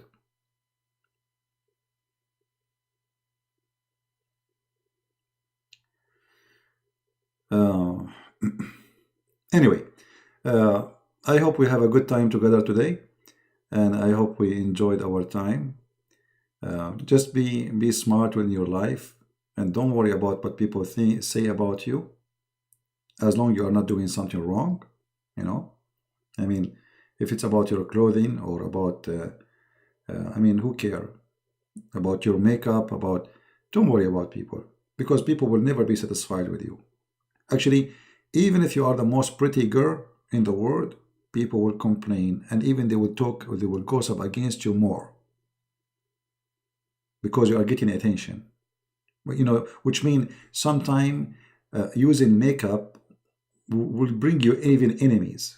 You know, women who they are jealous from you, women who they are, you know, like look what she is. I mean, you know what I'm talking about, right? So don't seek such an attention, because that will not help you in any way, right? You have to do shopping with me to get a price. Actually, yes, when I do shopping, price really get cheap. Anything I buy, it go down. It doesn't matter what it is. I go a week after and I check the same thing I bought, the price is way up. So I don't know, I'm really lucky when it's come to buying stuff. I have a TV here. It's Sony. This TV I got. If I tell you how I get it, it was very funny. I was in the cashier, and then they announced in the speaker that the first one he claimed, Sony TV, etc., etc., etc. I don't know even what it is, you know. for a price of etc. I could not believe the price. I was in the cashier. I said, me, right away. And then the cashier put his hand up. He said, we have somebody here. He claimed the TV. I get it for very cheap price. 3 years after I bought the TV, and the TV is still more than 4 times than the price I got it for. I needed a TV, and not only I got a TV, I got it which is Sony, which is really good, very good, nice TV. I got it for extremely, I could not believe it when they announced in the speaker, anyone he claimed, Sony Bavaria, blah, blah, blah, blah. This is a 3D TV, by the way. I don't have a 3D. I could not believe it. I was in the cashier machine. I said, me. I could not believe the price. It was like a prize, you know, like it's like, you know, they do surprise from time to time, like you are the winner, you know. I was there in the cashier. I said, me. And then I was really worried about, do I have the money for this now? Should I buy it or not? Did I make a wrong decision? Yeah, it was a good deal. Anyway, I believe that the Lord is my provider, and He is always He bless me in many ways, in many things. And look at me, I'm blessed by you. You know, not only things happen to me in my life, I'm very blessed with many people like you who really, I mean, I can feel how many people really care for me, which is sometimes annoying me because I stay away for a few days. I get too many messages in Patreon saying, you know, where are you? We miss you. Are you okay? So the Lord is really blessing me in many ways, today, you know, where I'm staying here, I left the door open. And then the door closed. I went outside, you know, there's nobody. The door of the house. I said to myself, what's happening here? How the door is closed? I remember I left it open. So I opened the door again. Because I'm trying to refresh the air of the house. And then I went inside, working on my computer, and then I heard the door close again. I said, what the heck is that? I have a ghost town here? Imagine, guys, I have a neighbor. She thought that the door is open by itself. So she is worried. The house is open. She don't see anyone moving.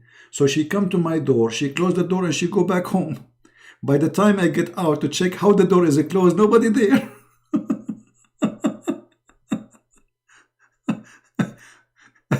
And then, you know, I stand outside, and then she came out. She said, by the way, your door is keep opening by itself. I said, no, I am the one who's opening it. She said, oh, okay. I closed it because I thought nobody there. Somebody will get in. And look how beautiful the people here, you know. You see how the Lord provide me with people who want to take care of me. They don't know me. I don't know them. You know, I'm here. I mean, nobody know me here where I'm right now. So imagine a woman from the middle of nowhere. She don't even know me. She is sent by the Lord to take care of me, close my door, to be sure that the house is safe. Isn't it this is a blessing?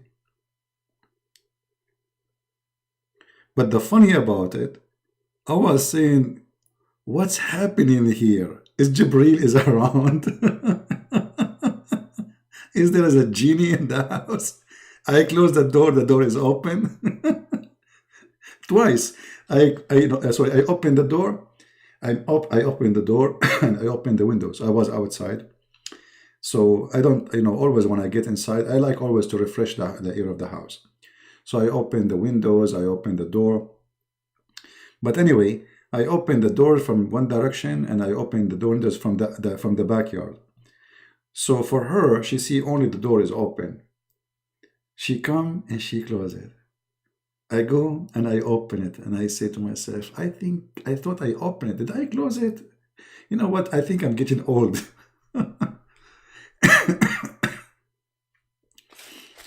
Yeah, you know, the Lord, He send you people who, you know, in your way.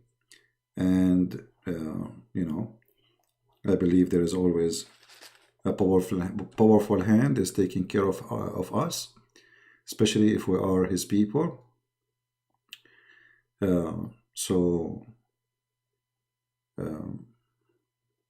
Be confident about yourself.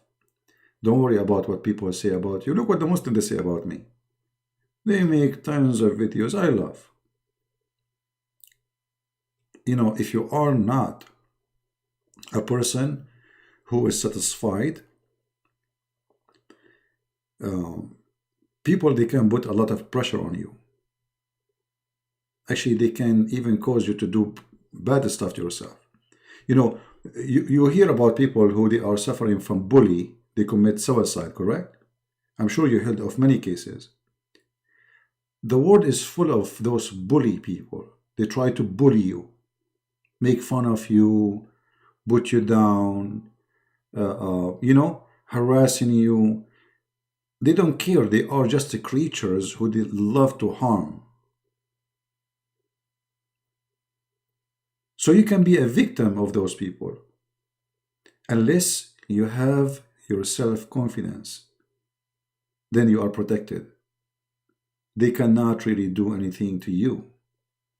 Actually, they are doing things to themselves.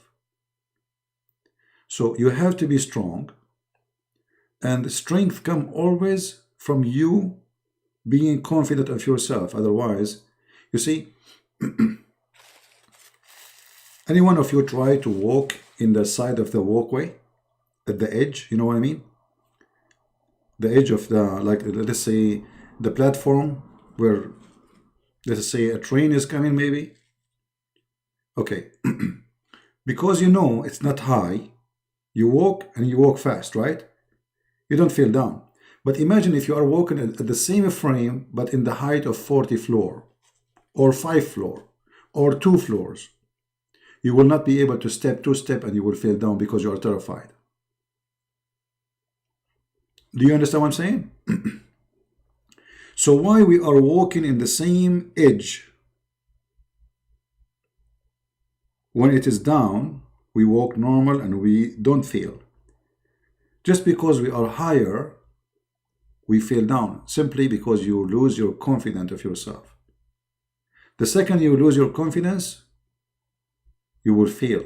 This is exactly what happened in the Bible when the Lord, he ordered one of his disciples to walk to him in the water. But he starts sinking. Why? Because he lost his faith, his confidence of his faith. He could not walk in the water. So the more confidence you have, the more you are able to do, and the more successful you will be. This is why it's very important that you maintain that confidence in yourself, and that all comes from belief, you know. If you don't have belief, then you are weak. Anyway, I want to say thank you all for being here. I pray that the Lord will bless you for this Sunday, you and your family. And if you pray, if you go to church, if you pray for people, don't forget to pray for all those who need help, for all the poor, for all the sick, for all the needy, not only your family, from everybody in the world. And don't forget, if you can help somebody who need help, to do help him, because time will come and you yourself will need help. And those who never provide help for those who need it, they will not receive help themselves when they need it. Life, my friend, is like a balance. You will get back what you give. Time will come and you yourself, you need a hand to help you. If you never give a hand to somebody, nobody will give you a hand. Remember, be beautiful so you will be seen in the eyes of the Lord as beautiful as you deserve to be. And you will be seen as you deserve to be. So be beautiful. Be beautiful to others, be beautiful to your wife, be beautiful to your husband, be beautiful to your children, be beautiful for everybody around you, so you will stay a beautiful flower in the eyes of the Lord, and he will take care of you. Wish to yourself what you wish to others, and wish to others what you wish to yourself.